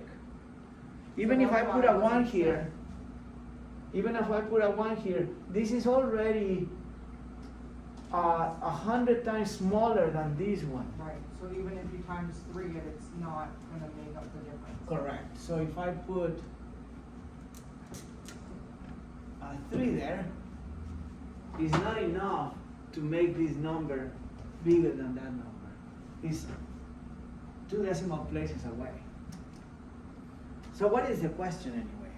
Which has a higher frequency? Okay, so you still have to answer what I just asked you, because the frequency is the opposite of the wavelength. Remember, I emphasize that, the reciprocal. So, to answer this question, you need to think, which of these numbers is bigger? Well, this one. Therefore, the frequency of this is going to be smaller. The frequency of this is going to be larger. So now you can answer, which has a higher frequency? The one with the smaller wavelength.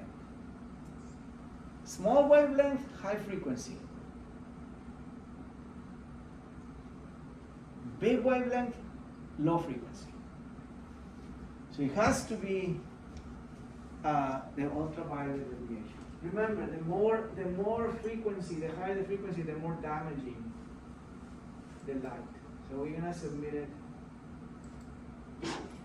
and we're gonna get it correct.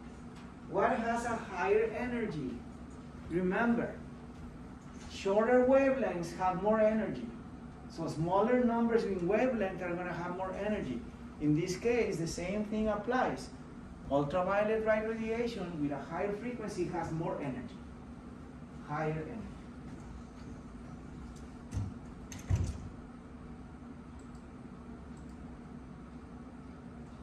Okay, let's go to the next one. We answered this one on Monday, so it's already marked.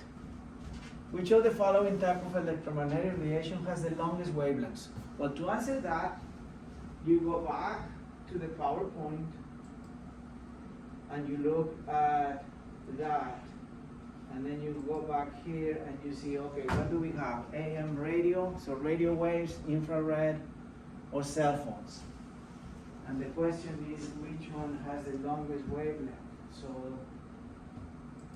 long wavelengths are towards the left. These are longer wavelengths than these shorter wavelengths.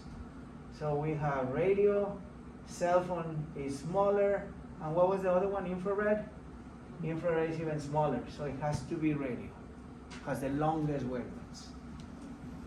some questions you just have to sit there with a nice cup of tea or coffee or cocoa or whatever you drink and take a deep breath. Don't hold your breath. Did you know that when you're writing emails and reading emails, you quite often end up holding your breath? Maybe at your age it doesn't matter, but when you get to be my age and you don't hydrate yourself, you start getting kind of dizzy. It's like, why is that? Because I'm not breathing. Take a deep breath and then keep typing your email or texting or whatever the heck you're doing. Well, maybe for you guys, I have a question, and I should be taking a break from the video, but I'll edit it out. How many of you use TikTok? How many of you use TikTok? 2? Don't be shy. 2 out of 3, 6. Oh, I was expecting a larger number. Why am I asking you? Because as I was driving to work today, they were talking about how TikTok is gonna become a little bit more important than before in the elections next year. So politicians are beginning to use TikTok.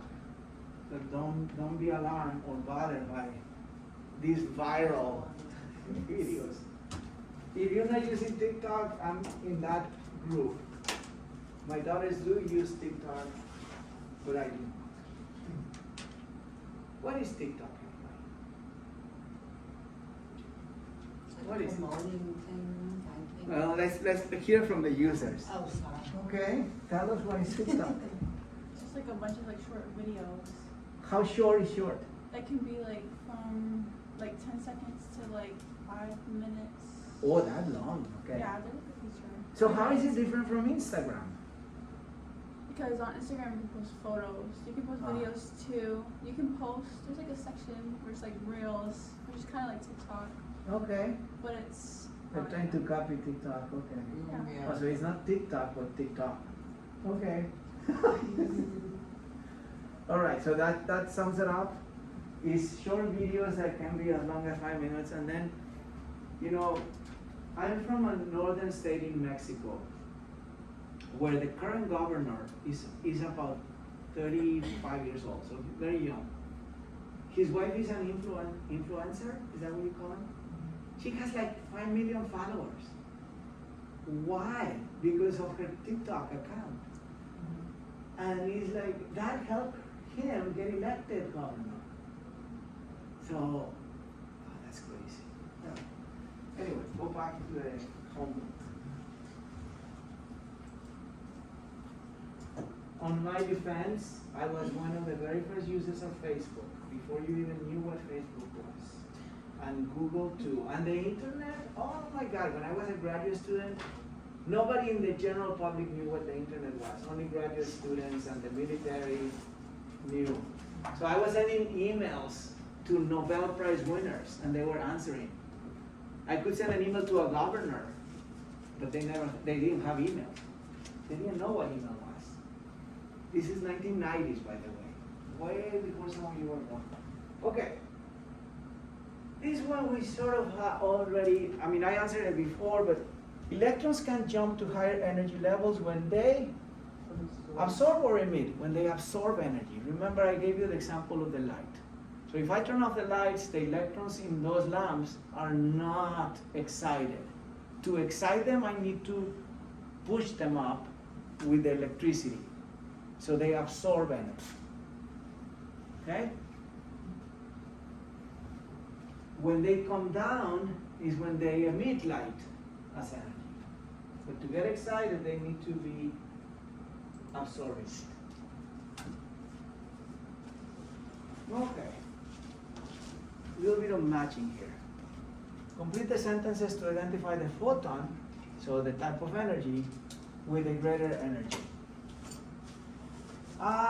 When comparing orange light and violet light, the one with a greater energy is. So remember, the shorter the wavelength, the higher the energy. So how do you answer this question? We're going to compare orange and violet. We're going to be looking for which of those two colors has the shortest wavelength. So remember, I'm colorblind, but I see orange somewhere, maybe over here. So that's close to 700. I see, what was the other color? Violet? Or maybe over here, closer to 400. So the shorter the wavelength, the higher the energy. So which one is going to have more energy? The violet. Right? So let's see if we can drag correctly here. When comparing orange light and violet light, the one with the greater energy is violet light. And let's take a look at the second statement. When comparing infrared light and ultraviolet light, the one with the greater energy is. So infrared or ultraviolet? Infrared is here. Ultraviolet is there. This is the shorter wavelength, higher energy. Short wavelength, high energy. So ultraviolet is going to have the higher energy. Still with me? Okay. When you do this homework, that's what you need to probably answer. Let's see. Submit. And we got it right. Both of them. Okay. Next one. Okay. Now we're getting into something about the orbitals. So 2s and 3s orbitals, check all that apply. They have the same shape. You know what? My fault. I haven't told you about the shape. I kept telling you that the S apartment was of a different configuration when compared to the P apartments, right? But let me tell you about a little bit about the shape, because I did cover it on Monday. So S orbitals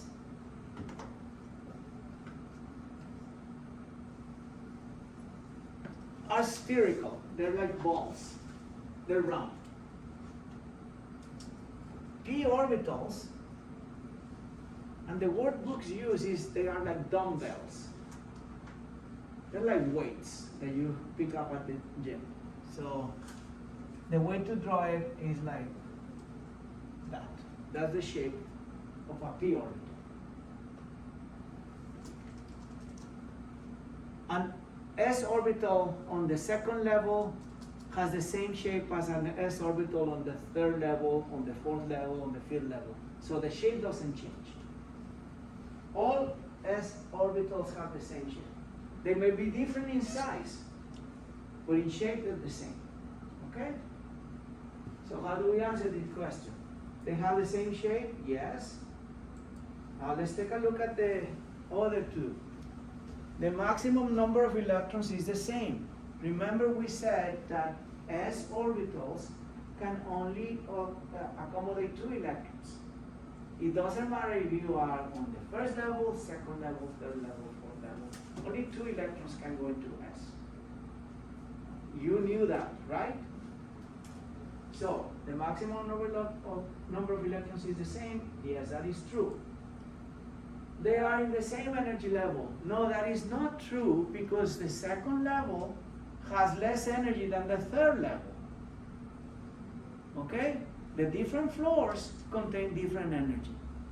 Higher levels, higher energies. Yes? So what does the 2 and the 3 represent if they don't represent the electrons or the levels? They just represent the orbital, the floor of the apartment that has electrons. In the periodic table, these represent the period. Remember? Second period, 2. Third period, 3. The S tells you the group. On the floor. Or, yes, the floor. Okay, so let's submit that answer, but not before we look at the next one. This is a question about 4S versus 4P sublevels. What is true about these statements? The maximum number of electrons is the same. S can have 2, P can have 6. So that cannot be the answer, right? Would you agree with that? S can only have 2, P can have 6. So we cannot choose that. They have the same shape. No, I just mentioned to you the 2 shapes. So they have different shape. They are in the same energy level. 4th and 4th. Yes, they're in the same energy level. So that's the only one that we're gonna choose. Remember that wasn't entirely true, but it's gonna be the only one that we're gonna mark. Part C.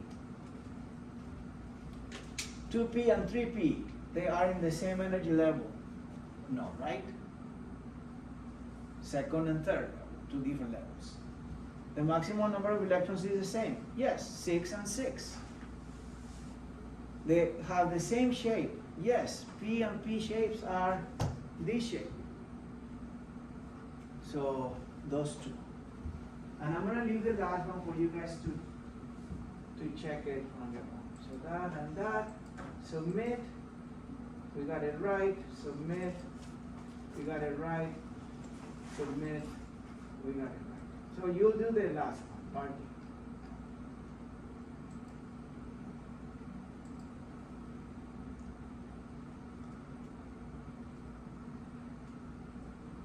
Okay.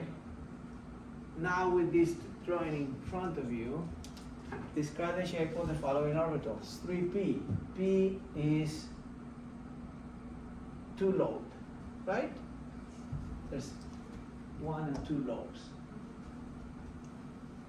It turns out that d orbitals are 4 lobed. I'm not gonna draw them. There's no sense in doing that. And the f orbitals, which we didn't even talk about, have this other shape.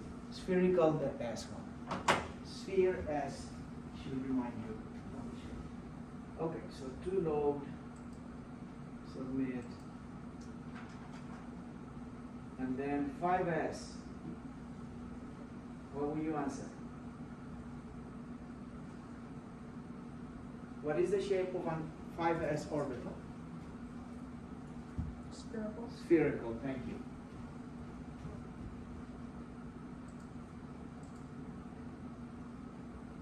7p. It doesn't matter what floor it is.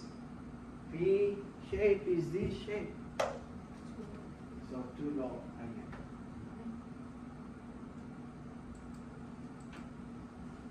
Okay.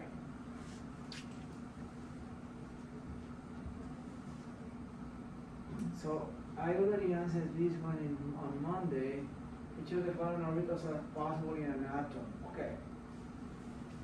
Here is the deal. I need to tell you one last thing about orbitals. There's only 4 types of orbitals total, no more. You already know about S. You already know about P. We talked a little bit about D. And we said D can accommodate up to 10 electrons, right? There's 5 Ds. There's one that I haven't mentioned because we never use, it's called F. That's it. There's no A's, there's no G's, there's no B's, only S, P, D, and F. So with that, you know that that's not possible. That is possible. That, wait a minute, 3F, oh, 3F doesn't exist. Is a problem. Because the first floor has only S's, nothing else. Second floor, S's and P's, nothing else. Third floor, S, P, and D. There's no F on the third floor. So that's why this is wrong. Sorry. Which one? Yeah, 3F. Yeah, that one. 3F. There's no F on the third floor. F doesn't show up until the fourth floor. And G doesn't exist. Sorry about that. It's difficult to do exactly the same thing on the 2 days, but I think okay. Now here we are with a different type of question that may require a little bit of an explanation so that you don't suffer too much on your own. They want the electron configuration of sodium in abbreviated form. What does that mean? Let's take a look at the periodic table again.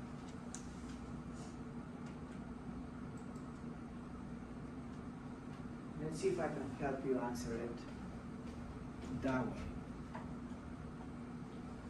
So, if I were to write the the electron configuration of sodium again, I mean, we should be able to do it very fast, since we already know. Sodium with 11 electrons is going to be 1s2, 2s2, 2p6, 3s1.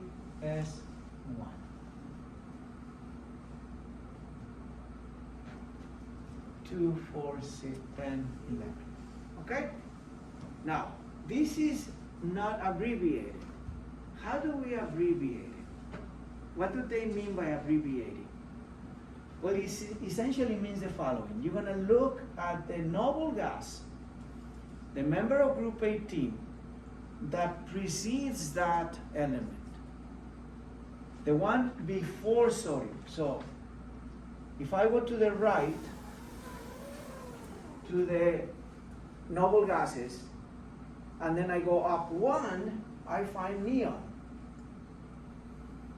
Neon, one of these nirvana noble gases, the ones that are happy because they have 8 electrons, looks just like sodium. So if I were to draw the electron configuration of neon, it would be 1s2, 2s2, 2p6, right?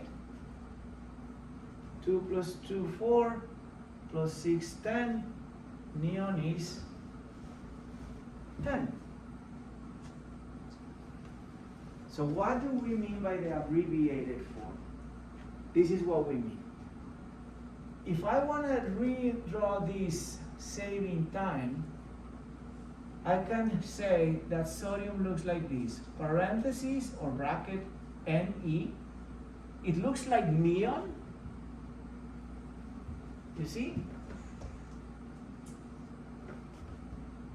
Plus 3 is 1. So what is the electron configuration of sodium? The electron configuration of sodium is 1s2, 2s2, 2p6, 3s1. Or, like neon, plus 3s1. Boom. Abbreviated, shorthand. So what? You always choose a noble gas, always, to abbreviate it. Which one? The one right before it on the period above. So in the question for the problem,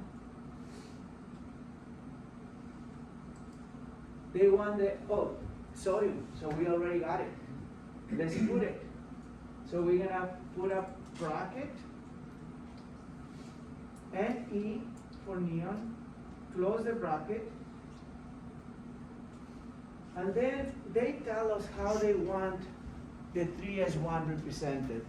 They want the 3, an S, and then this character for the exponent, for the superscript, and then the number. So for 3s1, I have to write 3s. That character is on top of the 6 in my keyboard, and then the number 1. That's how they want it. You cannot write it like this, unfortunately. It has to be written like that. And that should work. If you don't get it right, let me know and I'll give you credit. So let's, copper is a strip. Yes, go I ahead. didn't get it ready. And which one you have? The same one.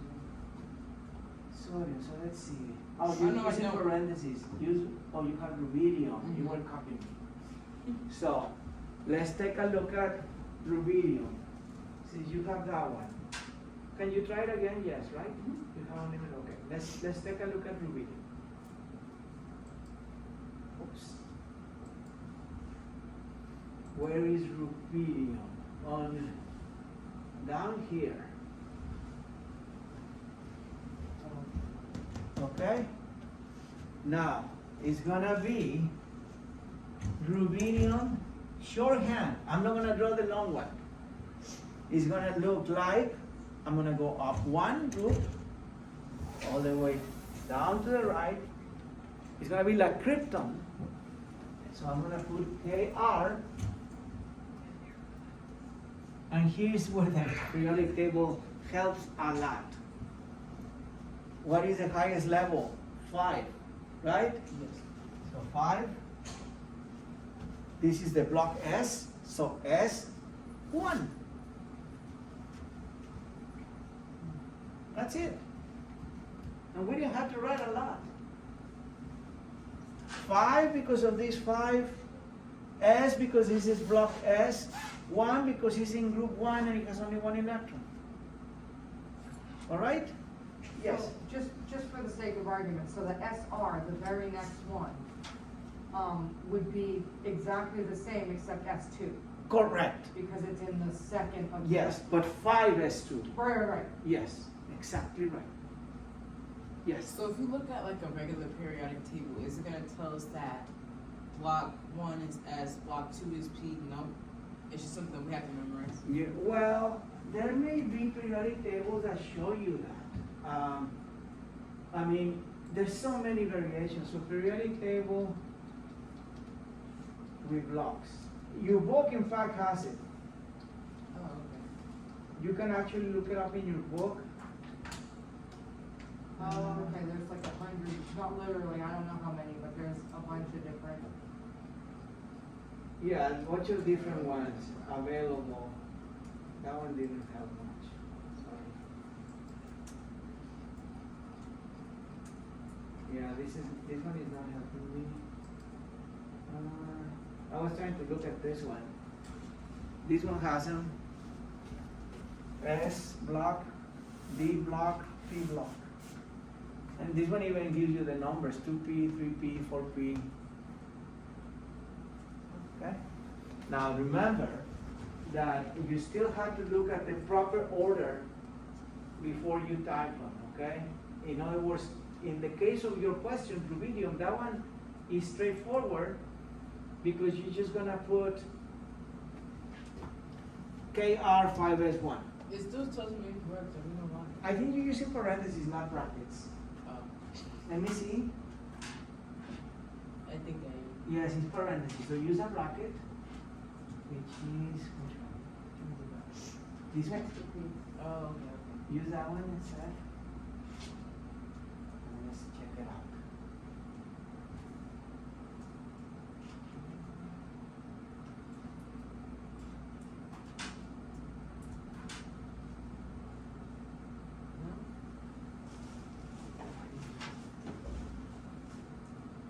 You're still using parentheses.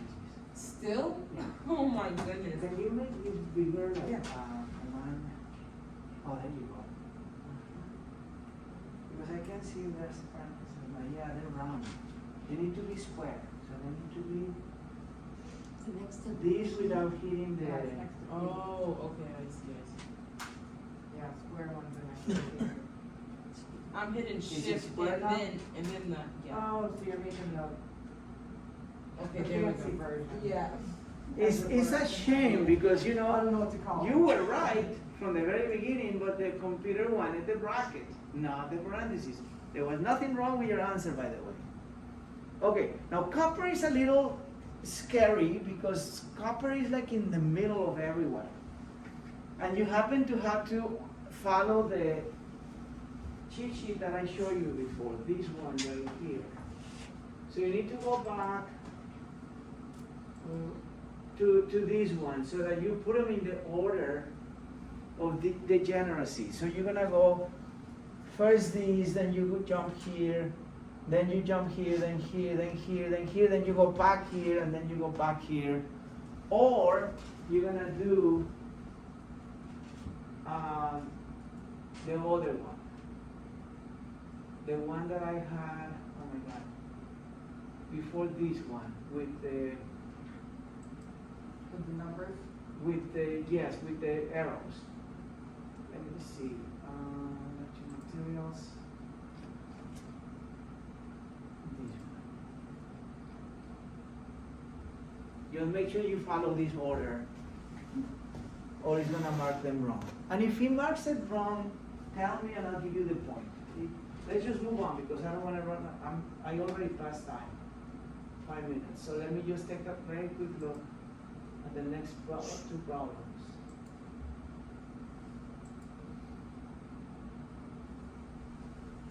Yeah, so these are the same, abbreviated forms, no difference. And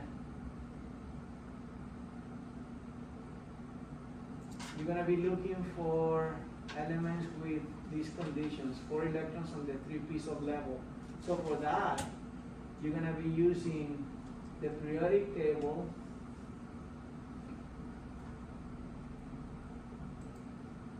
and the blocks. So 3p with 4 electrons, 1, 2, 3, 4 is sulfur. You see what I did? Yeah, but no, not really. Okay, remember this is the P block. This is the S block. Oh, okay. Yeah. I The see. question is telling you, you have an atom with 4 electrons on 3p, I think is. Yeah, I did say. Okay, so that has to be third level, P block 1, 2, 3, 4 sulfur. Give it a try, and you have 5 attempts to figure it out so that it's helpful. Okay, I don't want to hold you too long, so 2 things that I have to do. 1, for those of you who came a little late, there's an exam due on the 4th. I can extend it. 50 questions is under this folder. So you click on that folder, you open the exam, you can start it today, you can finish it on the 4th. So you have 4 days. If you need more time, you just let me know, okay? Wasn't this due last week or no? It wasn't. It was due earlier, yeah, but I Okay, moved so I it. was gonna say, I finished it. If you finished it, ignore me. But if you already did it, this is not new, I just extended the deadline. Because there were a few people that were not completing. And finally, don't forget that there's labs. Keep working on them.